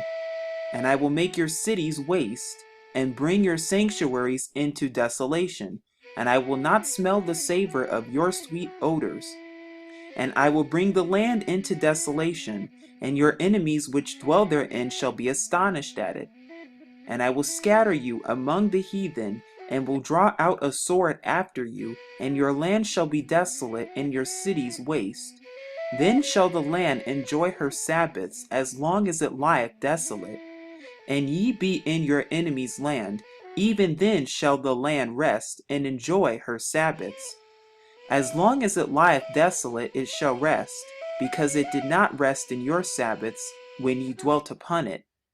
And upon them that are left alive of you I will send a faintness into their hearts, in the lands of their enemies. And the sound of a shaken leaf shall chase them, and they shall flee as fleeing from a sword, and they shall fall when none pursueth. And they shall fall one upon another, as it were before a sword, when none pursueth, and ye shall have no power to stand before your enemies. And ye shall perish among the heathen, and the land of your enemies shall eat you up. And they that are left of you shall pine away in their iniquity in your enemies' lands, and also in the iniquity of their fathers shall they pine away with them. Deuteronomy 28, verses 15 through 68. But it shall come to pass, if thou wilt not hearken unto the voice of Yahuwah thy Elohim, to observe to do all his commandments and his statutes, which I command thee this day, that all these curses shall come upon thee and overtake thee. Cursed shalt thou be in the city, and cursed shalt thou be in the field. Yahuwah shall send upon thee cursing, vexation, and rebuke, and all that thou settest thy hand unto for to do, until thou be destroyed, and until thou perish quickly, because of the wickedness of thy doings, whereby thou hast forsaken me. Yahuwah shall make the pestilence cleave unto thee, until he have consumed thee from off the land whither thou goest to possess it. Yahuwah shall cause thee to be smitten before thine enemies. Thou shalt go out one way against them, and flee 7 ways before them, and shall be removed into all the kingdoms of the earth. And thy carcass shall be meat unto all fowls of the air, and unto the beasts of the earth, and no man shall fray them away. And thou shalt become an astonishment, a proverb, and a byword among all nations, whither Yahuwah shall lead thee. Thou shalt beget sons and daughters, but thou shalt not enjoy them, for they shall go into captivity. The stranger that is within thee shall get up above thee very high, and thou shalt come down very low. He shall lend to thee, and thou shalt not lend to him. He shall be the head, and thou shalt be the tail. Moreover, all these curses shall come upon thee, and shall pursue thee, and overtake thee, till thou be destroyed, because thou hearkenest not unto the voice of Yahuwah thy Elohim, to keep his commandments and his statutes, which he commanded thee. And they shall be upon thee for a sign and for a wonder, and upon thy seed forever, because thou servest not Yahuwah thy Elohim with joyfulness and with gladness of heart, for the abundance of all things. Therefore shalt thou serve thine enemies which Yahuwah shall send against thee, in hunger, and in thirst, and in nakedness, and in want of all things, and he shall put a yoke of iron upon thy neck, until he have destroyed thee. Yahuwah shall bring a nation against thee from far, from the end of the earth, as swift as the eagle flieth, a nation whose tongue thou shalt not understand, a nation of fierce countenance, which shall not regard the person of the old, nor show favor to the young. And ye shall be left few in number, whereas ye were as the stars of heaven for multitude, because thou wouldst not obey the voice of Yahuwah thy Elohim. And it shall come to pass that as Yahuwah rejoiced over you to do good and to multiply you, so Yahuwah will rejoice over you to destroy you and to bring you to naught, and ye shall be plucked from off the land whither thou goest to possess it.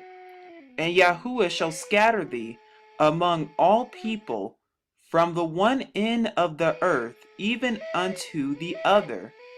And there thou shalt serve other gods, which neither thou nor thy fathers have known, even wood and stone.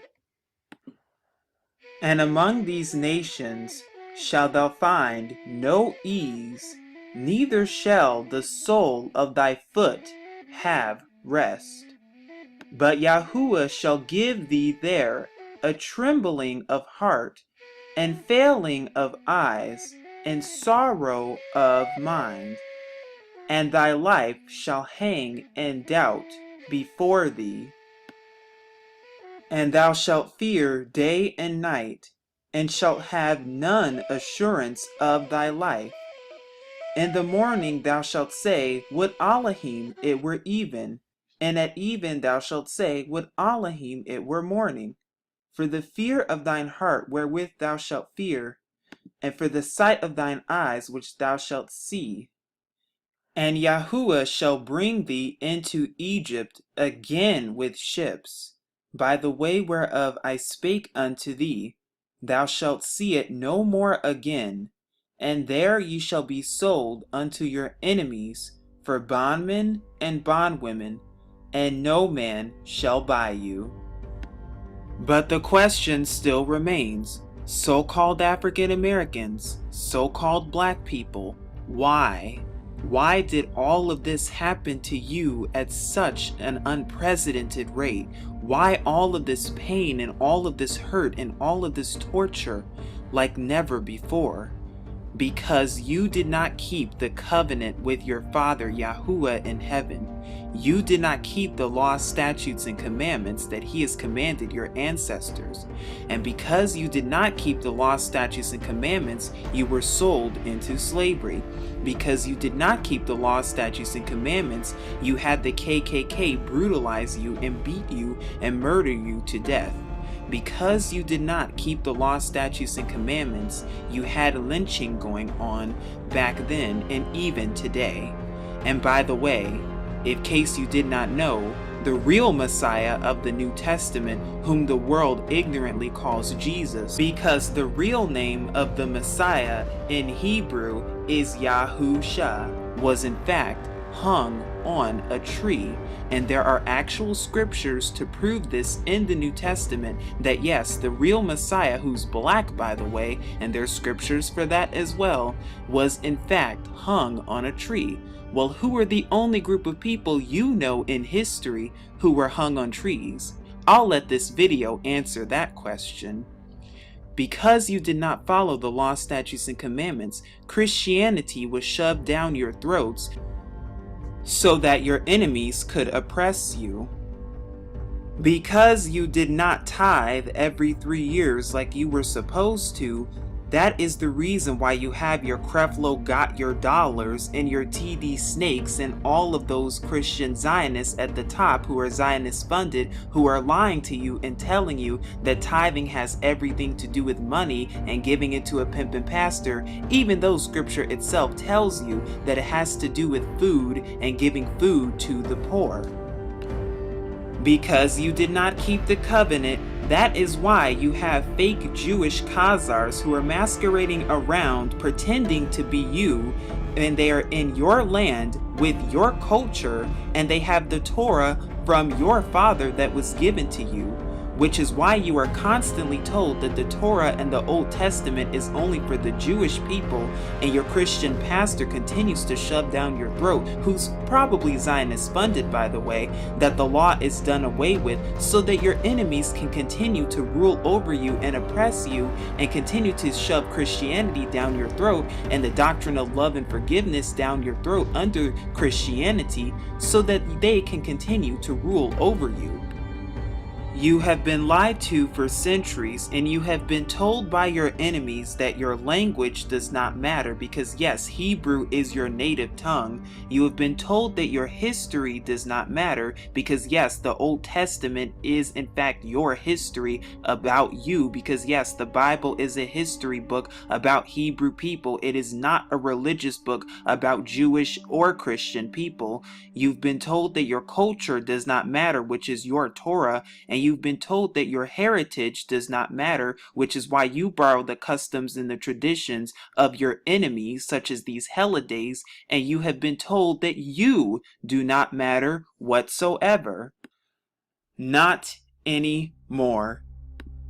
Could that explain all of the hurt, pain, and abuse, especially even after the period of slavery and after the period of the Civil War, even up until today? Because they will never tell you what happened before your ancestors arrived on those slave ships, just like they probably will not tell you about J. Marion Sims, who is supposed to be the father of gynecology, who is lauded as an American hero in white stream media. But what if I told you that this man did some very evil things? In fact, he's responsible for medical experimentations, but did you also know that throughout the 1830s all the way up until the 1870s, not only did this man own slaves and purchase many of them that he experimented on, but he even defended slavery post-Civil War, and he studied in gynecology, which is the study of disease when it comes to women and girls' reproductive systems. But what if I told you that he also conducted experimentations on infants and babies where he would pry the bones of their skulls open, which was a practice that he would only do on Hebrew babies, and then he would blame the mothers for their babies suffering and blame the ignorance on them. But what he would also do is butcher their brains out, part of their plan for depopulation, in an attempt to wipe out the Hebrew race altogether. And mind you, no anesthesia was used on these babies or these women whatsoever, and this is according to activist Wendy Brinker. And maybe that explains all of the human specimens and medical experimentation that occurred in the late 1800s as well as the early 1900s, because did you know that Hebrew babies and Hebrew people were sold as specimens to greedy white doctors who then used and exploited and subjugated their bodies in order to be used for their purposes and for their gains of money? Because yes, they were in fact used as souvenirs, and their black body parts were in fact used as souvenirs. And according to Dr. Harvey Young, who is a historian and scholar of theater and African American studies at Northwestern University, in his publication entitled The Black Body as Souvenirs in American Lynching, he even quotes and talks about all of the different horrific medical experimentation and how black bodies were in fact used to be sold as specimens, but it goes much deeper than that as well. But such a practice was also going on when it came to Hebrew children as well, and it wasn't just the adults either, it was also the Hebrew babies. And according to Ralph Ginsberg's 100 Years of Lynching that was published in the Baltimore Black Classics Press, it even said that before the torch was applied to the pyre, the Negro was deprived of his ears, fingers, and genital parts of his body. He pleaded pitifully for his life while the mutilation was going on, but stood the ordeal of fire with surprising fortitude. Before the body was cool, it was cut to pieces, the bones were crushed into small bits, and even the tree upon which the wretch met his fate was torn up and disposed of as souvenirs. The Negro's heart was cut into several pieces, as was also his liver. Those unable to obtain ghastly relics directly paid their more fortunate possessors extravagant sums for them. Small pieces of bones went for 25 cents, and a bit of liver crisply cooked sold for 10 cents. And mind you, that's not all that they used these body parts for. They also used them for other wicked and heinous things, and even for black markets. And those weren't the only medical experimentations going on at that time, because in the early and mid 1900s there was also the Tuskegee experiment, where your government and military conducted experimentation on so-called black people in order to give them syphilis and to try to kill them off even sooner. But that wasn't the only way that they were trying to wipe out the Hebrew population, because there was also Planned Parenthood as well, under the guises of Margaret Sanger, the program's founder. And in case you did not know, in a 1939 letter to Dr. Clarence Gamble, Margaret Sanger describes what's known as the Negro Project, where she planned to use Planned Parenthood as a method and as a means of wiping out the Hebrew population, and the way that they would do that is through abortions and placing abortion clinics in Hebrew neighborhoods, and doing so in order to attempt to exterminate the Hebrew population, as well as to make the Hebrew women not be able to have children. And did you know that so-called black women have the highest rate of abortions in the entire country? And by the way, in case you also did not know, Hillary Clinton also supports Planned Parenthood and has been open about supporting Planned Parenthood. She also supports the extermination of the Hebrew population. And maybe that explains Black Wall Street and why a town that was filled with Hebrews back in the 1920s that was doing so well was then pillaged and raped and murdered altogether, and then taken away all of their goods and all of their black businesses, not to mention children being placed on the death penalty, such as George Stinney. But there are even more operations such as COINTELPRO, which is the FBI's program to disrupt the Black Panthers and many other organizations in case of and due to so-called emergencies. Not to mention the King Alfred Plan, which was the CIA's operation to attempt to exterminate Hebrew people via FEMA camps in a major race war and race riot, which is why you're constantly seeing all of these race wars and race riots when it comes to the police brutality. But what if I told you that this has been going on for well over 50 years, and is something that's even been going on even today, because many black leaders such as Marcus Garvey, Martin Luther King Jr., Malcolm X, along with many others, cannot do anything to save you or deliver you from your pain and affliction, because they cannot deliver, and because you're under a curse. And you may be wondering exactly what that curse is, and that is why you had such events such as the Birmingham church bombing happen, where a bombing actually struck a church, but all your ancestors would do is march and protest all about it. But it turns out that here we are once again, even protesting and marching today, once again, how many years later, and it seems as though nothing has changed. If anything, it seems as though it's gotten worse, and the question remains, why is that the case, and why is it not getting better in Hebrew communities and so-called black communities? In fact, why was AIDS targeted against Hebrew people, and why was the drug war created by the Nixon administration in order to target so-called black people, in order to try to wipe them out and to try to exterminate them from being a people to begin with? Why all of these woes? And even worse, why are drugs constantly being trafficked in your neighborhood courtesy of your government and the CIA and all of these other alphabet soup's intelligence agencies? Why are they constantly drug trafficking into your neighborhoods and bringing them there in order to put you into prison and to put your children and your men into the prisons to keep the prison industry high? Because newsflash, white people commit more crimes than any other race of people in America, and that is a statistical fact according to the FBI. So if that's the case, then why are there more so-called black people and Mexicans and Latinos in prison more than any other group of people in the United States? But has anything really changed since back then? Are we really free as America wants us to think? Are you really free as America wants you to think, so-called African Americans, so-called black people?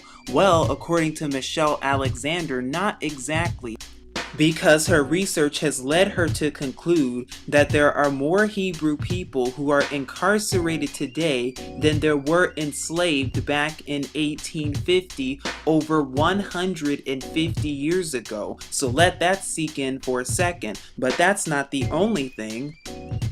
Because did you know that rap music is just a tool that was used to place you and your family and your men into the prisons, which is $1 billion industry, by the way, because even in a secret 1991 meeting, this was some of the things that they talked about and conducted, how they wanted to keep you in prison and keep you enslaved to the system known as America, also known as Egypt. But not only that, because we also see all of the generational curses all the way down, and has it really gotten better is the question, because not only do we have gentrified neighborhoods as well as projects and ghettos and the hood, as well as 99-cent corner stores on every single block, and churches on every single corner. And mind you, none of these businesses are owned by your own people, but mind you, these are businesses owned by others who are outside of your own people. I wonder why that is the case. And let's not forget about the educational system that was just set up and designed for you to fail, as well as all of the EBT and the food shortages, poverty, starvation, as well as genocide as we see today, even with the Rwandan genocide, along with many others. And if you think slavery has ended, well, this is simply not the case, because slavery is even practiced today in places such as Haiti and Mauritania, and there's even apartheid in places such as Saudi Arabia, and there are nations such as South Africa that are recovering from their apartheid, which barely ended 20 years ago. And so the question remains, how long? How long must you continue to endure? How long must this continue to go on? How long must we continue to hear "I can't breathe"? How long must we continue to hear about the Eric Garners and the Michael Browns and the Trayvon Martins and the Emmett Tills and the Sandra Blands and the Tamir Rices and the Paul O'Neills? How long must this continue to go on, as well as many others that go on a daily, if not secondly basis? How long must this police brutality go on? How long will this continue to occur in your neighborhoods? How long will this continue to happen in your neighborhoods? And how long until things really start getting better?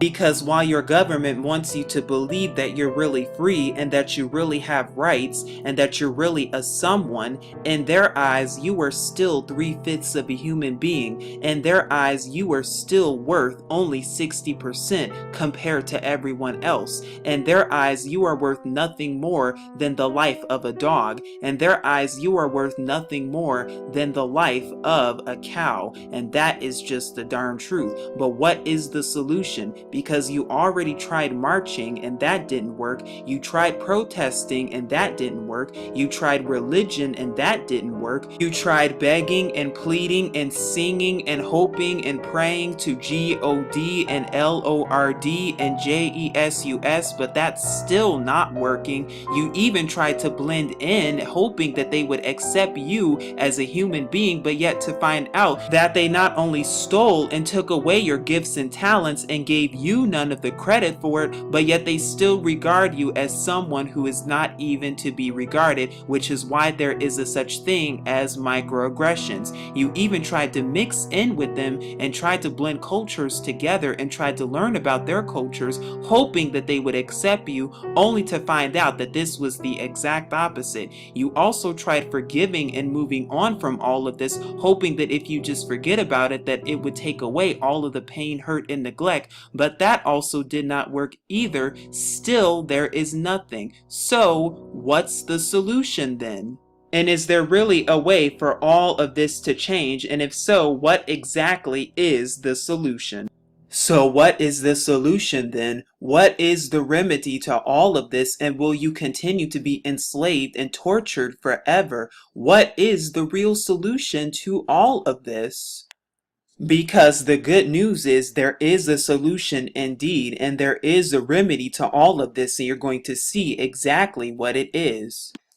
And that solution, and the only solution, is to turn from your wicked ways and return to your Abba, your Father in heaven, Yahuwah, because even 2 Chronicles chapter 7 verses 14 says, "If my people, which are called by my name, shall humble themselves and pray, and seek my face, and turn from their wicked ways, then will I hear from heaven, and will forgive their sin, and will heal their land." 2 Chronicles chapter 6 verses 32 and 33 says, "Moreover concerning the stranger which is not of thy people Israel, but is come from a far country, for thy great name's sake, and thy mighty hand, and thy stretched out arm, if they come and pray in this house, then hear thou from the heavens, even from thy dwelling place, and do according to all that the stranger calleth to thee for, that all people of the earth may know thy name, and fear thee, and do with thy people Israel, and may know that this house which I have built is called by thy name." So not only must you humble yourself and pray and seek the Father for forgiveness, but you must also call upon his true name Yahuwah, and then will Yahuwah our Father hear from heaven and will answer you from heaven.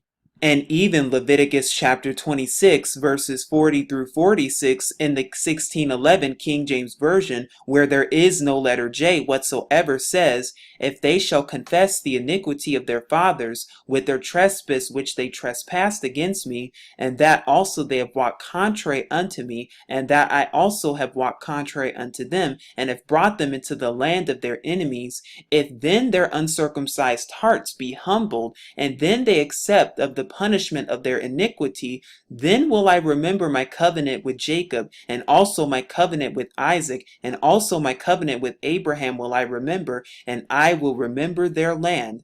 The land also shall be left of them, and shall enjoy her Sabbaths, while she lie desolate without them, and they shall accept of the punishment of their iniquity, because they despise my judgments, and because their soul abhorred my statutes. And yet for all of that, when they be in the land of their enemies, I will not cast them away, neither will I abhor them to destroy them utterly, and to break my covenant with them, for I am Yahuwah their Elohim. But I will for their sakes remember the covenant of their ancestors, whom I brought forth out of the land of Egypt in the sight of the heathen, that I might be their Elohim. I am Yahuwah. These are the statutes and judgments and laws which Yahuwah made between him and the children of Israel and Mount Sinai by the hand of Moses." And since we know that our Father Yahuwah made a covenant with the children of Israel, and we know that that covenant has not been broken, because even our Father says that it has not been broken, well then the children of Israel today are still under the covenant with their Father, because here I am in Deuteronomy chapter 4 verses 29 through 31 that says, "But if from thence thou shalt seek Yahuwah thy Elohim, thou shalt find him, if thou seek him with all thy heart and with all thy soul, when thou art in tribulation and all these things are come upon thee, even in the latter days, if thou turn to Yahuwah thy Elohim and shall be obedient unto his voice, for Yahuwah thy Elohim is a merciful Elohim, he will not forsake thee, neither destroy thee, nor forget the covenant of thy fathers, which he sware unto them." And also verses 40 even says, "Thou shalt keep therefore his statutes and his commandments, which I command thee this day, that it may go well with thee and with thy children after thee, and that thou mayest prolong thy days upon the earth, which Yahuwah thy Elohim giveth thee forever."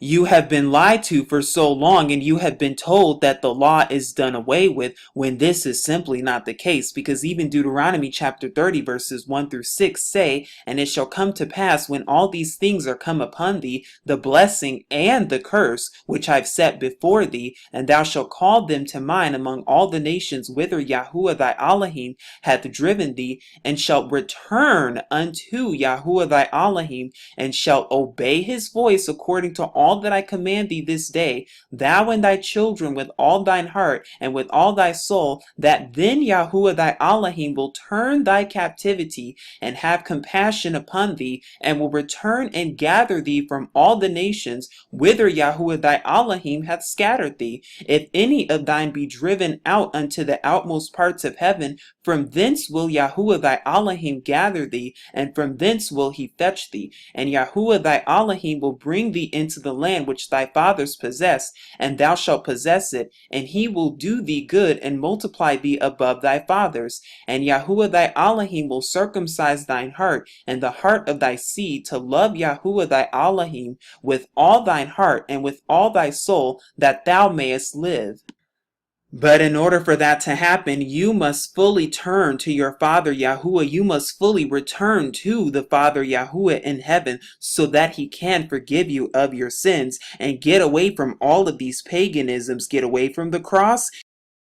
Get away from the church, get away from religion, get away from Christianity, get away from Babylon, and stop calling on pagan titles and false names that cannot save, false titles including Lord and God, and false names including Jesus that cannot and will not save, because Yahuwah and Yahuwah alone saves, as well as returning to the law, statutes, and commandments that Yahuwah has commanded you, and even the Messiah Yahusha, whom the world ignorantly calls Jesus, even says in Matthew chapter 5 verses 17 through 18 that the law is not done away with. He did not come to destroy the law, but rather to fulfill. And just as James chapter 4 verses 9 through 10 says, it is now time to humble yourself in the sight of Yahuwah, so that he can lift you up by keeping his commandments and reverencing his name, learning his feast days, doing and following his Shabbat, so the seventh day of rest, as well as crying out to your Father Yahuwah for salvation. Then will all of the blessings that are spoken of in Leviticus chapter 26 verses 1 through 13 and Deuteronomy chapter 28 verses 1 through 14 come upon you and your children. Then will Yahuwah heal your land. Then will Yahuwah turn away your captivity. And then will Yahuwah establish you as the kings and queens that you really are, as the royalty that you really are. But just remember, our Father gives no esteem to no other name except his own, which is Yahuwah, according to Isaiah chapter 42 verses 8. I mentioned earlier, America will be your final captivity if you choose to return to Yahuwah before Judgment Day. Not only that, but just as Genesis chapter 15 verses 13 through 14 and Acts chapter 7 verses 6 through 7 tell you that you would be in a strange land serving your enemies for 400 years. Well, you originally got here according to your enemies in about 1619 when you first arrived here in Jamestown. If you add another 400 years to that, what do you get? You can do the math on that, but it's sooner than you think. The time to repent is now. The time to return to your Father Yahuwah is now. The time to cry out to your Father Yahuwah and return to Yahuwah and follow his laws, statutes, and commandments now, because soon enough the year of Jubilee will be proclaimed. And on that day of judgment will Yahuwah gather you and all of those who are righteous and following the law, statutes, and commandments. It does not matter your skin color. Will he gather and return to Israel? In fact, Hollywood is even telling you who you are, because even in TV shows such as Good Times and Blackish and The Fresh Prince of Bel-Air, where Carlton has even said, "Let my people go," among many others, they are telling you in front of your face every single day who you are as a person. And even from a New York Times article dated back in 1999, a 95-year-old woman has even embraced her Hebrew culture. In fact, your enemies have even told you that Hebrew is in fact your first language. It is your native tongue and not English. But that's not all, because many others are waking up to who they really are. More and more Hebrew people and more of you are waking up to who you are every single day, including even people in the acting industry such as Brandon T. Jackson, who's awakening to who they are, as well as even people at the Olympics who were even wearing Hebrew fringes and clothing that were even spotted there, along with prominent basketball players such as Amari Stoudemire, as well as many African kings who are also returning to Israel for the return of the Messiah. So we see worldwide that many more people are waking up to who they are and waking up to the truth, and many more of us are waking up to who we are each and every single day. But the question remains, do you know who you are yet, and are you fully awakened to who you are?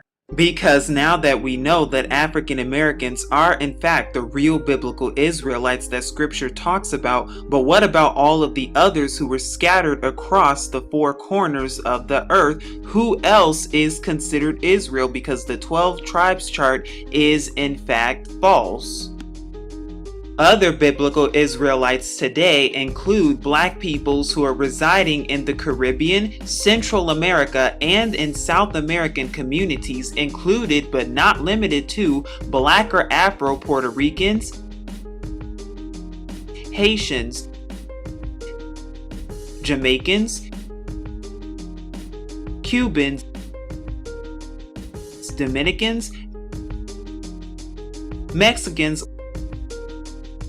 along with those who are residing in the Afro-Caribbean and Central American countries, not to mention the Native Americans who adopted the Israelite culture during the slavery antebellum period.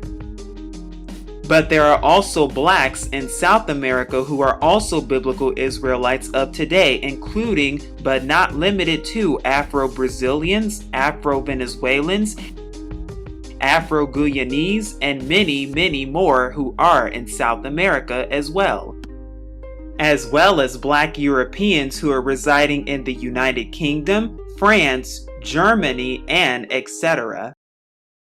Along with many tribes in Africa, including Beta Israel, Bantu and Khoisan peoples of southern Africa, the Limba tribe of southern and southeastern Africa, the Igbo people in Nigeria, the Ashanti in Ghana, Nigeria, along with southwestern Africa, as well as the Zulu people in South Africa, the Tutsi and the Watusi people in Rwanda and Burundi, the Maasai peoples of Kenya and Tanzania, as well as the Malagasy Jews who are located in Madagascar, along with many more in many other nations and regions.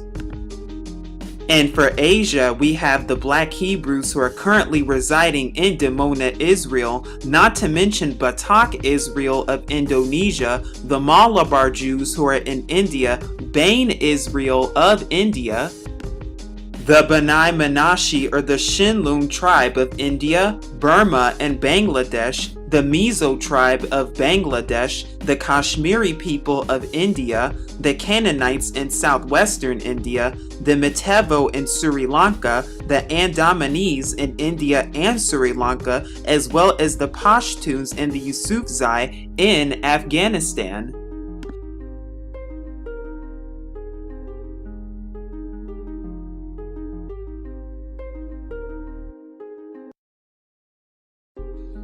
As well as the Pathans who are residing in present-day Afghanistan and Pakistan, the ancient Kaifeng of China, as well as the Suwa-Taisha and the Shinto culture of Japan, not to mention Oceania as well with the Gogodala and the natives of Polynesia, including those who are residing in Papua New Guinea, but not to mention also the Negritos, who are also known as the Jarawa people in India, the Andamanese, who are scattered throughout the Pacific Islands, the Semang peoples of Malaysia, and the Mani, who are located in Thailand, as well as the Eta, Agta, and Ati of the Philippines, not to mention the Australian Aboriginals, so to speak. And of course, this is just a non-exhaustive list. There are many more, but hopefully this gives you a better idea and awakens you to the real truth and nothing but the truth, so you can see who the real biblical Israelites are today. What if you are not so-called African American, and what if you are not so-called black? Is there hope for you as well? Is there salvation if you are white? Is there salvation available to you if you are any other race of people or any other group of people not mentioned in this video? The answer to that question, of course there is, because you can be grafted into the law, statutes, and commandments of our Father Yahuwah through the Messiah Yahusha, because remember the coat of many colors, and this is the real good news of the Messiah Yahusha, that the kingdom is available to anyone. It does not matter your color. It does not matter your race. It does not matter your skin pigmentality. That does not matter. If you are following the law, statutes, and commandments of Yahuwah and calling upon his true name, and if you have accepted your true Passover lamb, your perfect Passover lamb, the real Messiah Yahusha, into your heart as your Passover lamb, as the blood of the lamb, then you too can be redeemed from the curse of the law. And that is the good news, that everyone can inherit the kingdom as long as they are following the law, statutes, and commandments and accept Yahusha, the Messiah, into their heart and love Yahuwah with all their heart. And these are the parameters and this commandments that our Father has given us to follow and to keep. The question is, are you willing to do that if you already are not?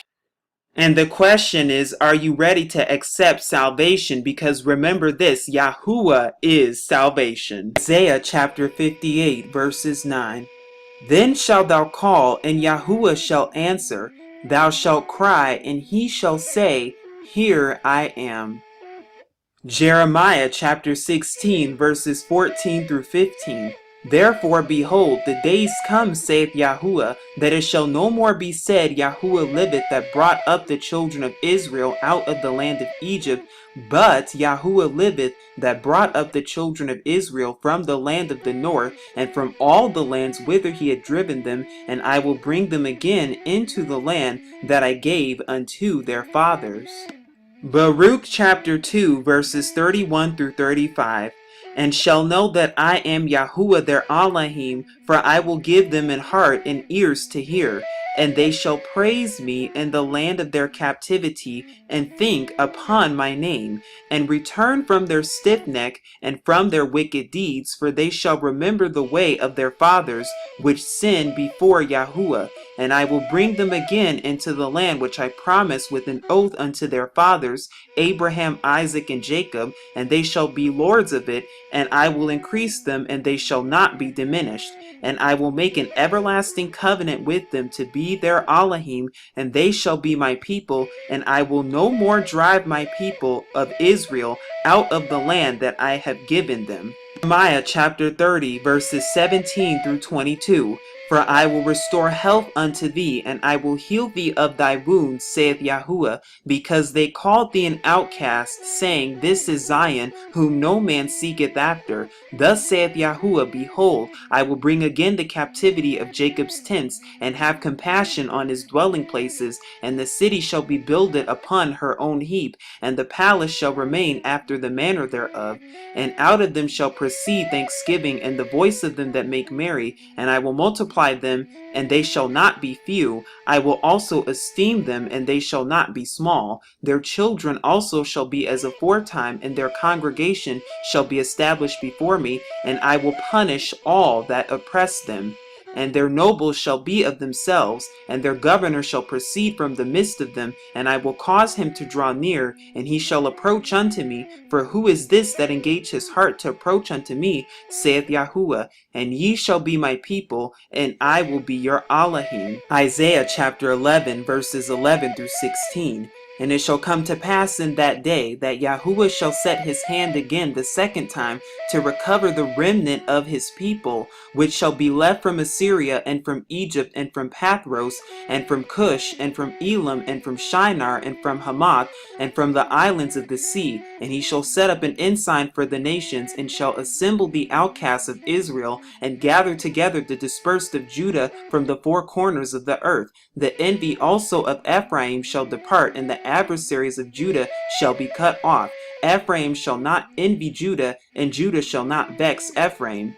But they shall fly upon the shoulders of the Philippines toward the west. They shall spoil them of the east together. They shall lay their hand upon Edom and Moab, and the children of Ammon shall obey them. And Yahuwah shall utterly destroy the tongue of the Egyptian sea, and with his mighty wind shall he shake his hand over the river, and shall smite it in the seven streams, and make men go over dry shod. And there shall be a highway for the remnant of his people, which shall be left from Assyria, like as it was to Israel in the day that he came up out of the land of Egypt.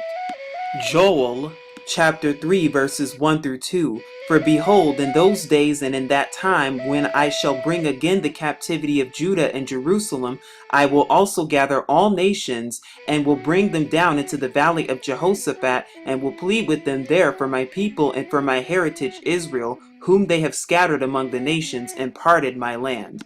Ezekiel 37, 12 through 14. Therefore prophesy and say unto them, Thus saith Yahuwah Elohim, Behold, O my people, I will open your graves, and cause you to come out of your graves, and bring you into the land of Israel. And ye shall know that I am Yahuwah, when I have opened your graves, O my people, and brought you up out of your graves, and shall put my spirit in you, and ye shall live, and I shall place you in your own land. Then shall ye know that I Yahuwah have spoken it, and have performed it, saith Yahuwah. And so I hope that this video has been very helpful unto you, and I hope this video has proven truth to you and revealed the truth and nothing but the truth to you.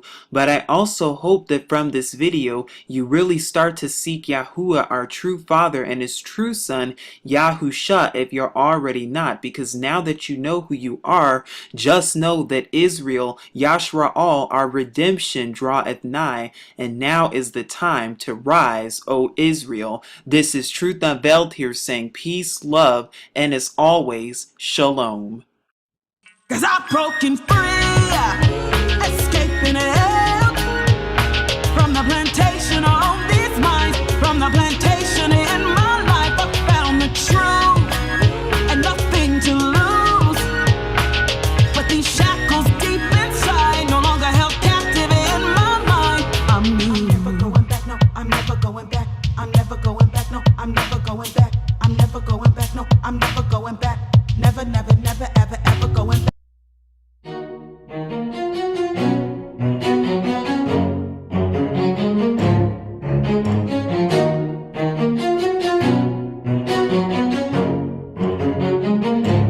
For Yahuwah we're living, and Yahuwah will die.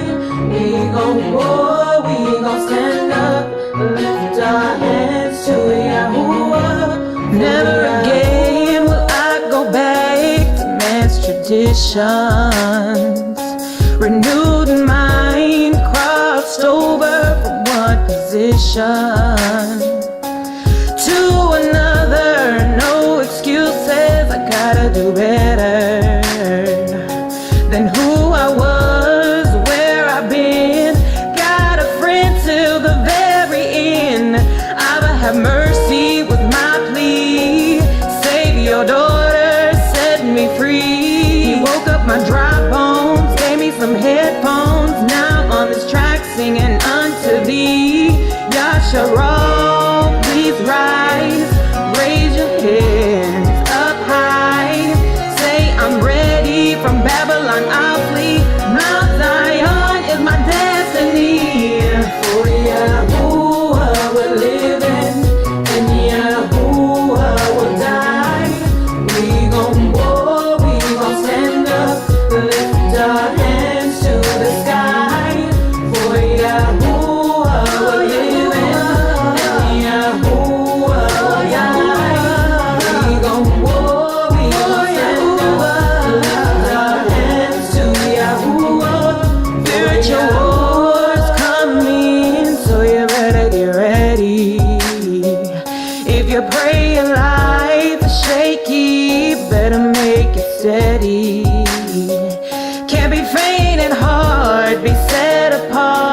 that's what you're called to be. Where my sisters at, staying on their knees, let's cry out in unity, watching the ways of our household, taking a stand to be bold, praising Yahuwah, keeping his Torah. Proverbs 31's what we strive to be. Yashar'al, please rise.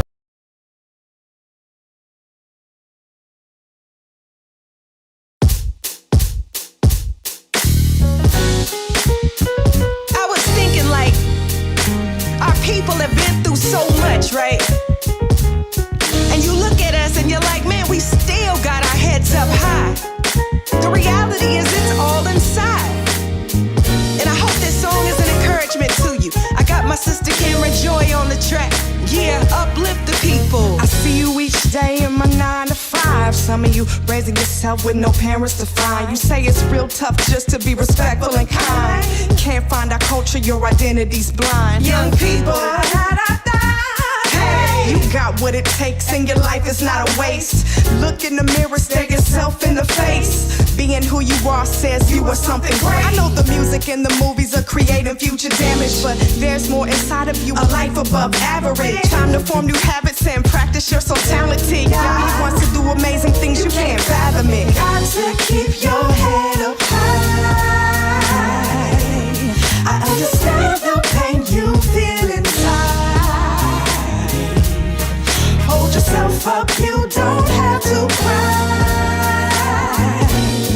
Never doubt yourself, it's all inside. How many more years do we have to see our people struggle? Pretending to care, only dare to protect their bubble. Right. But on the streets and in the places of real trouble, you hear silence from the rich and the famous, the melanated. Good news is y'all created voices like this to speak shalom, peace to the weak. You are strong, fists in the air, together scream unify. We can change the way our people see. Like sister, you are beautiful, handcrafted by brilliance. And brother, you are strong, confident, and resilient. Never put your head down for nobody, regardless if they got money or think that they somebody. Right. We the culture originators. Dang if they would just pay us, but you don't need validation from the plantation. Everything you need is inside. Quit following Satan. Get back to the ways and the days of the ancient. Got to keep your head up high. I understand the pain you feel inside. Hold yourself up, you don't have to cry. Yourself is all inside. Oh, yeah.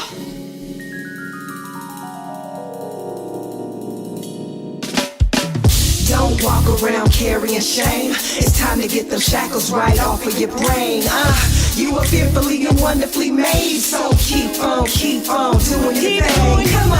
Don't walk around carrying shame. It's time to get the shackles right off your brain.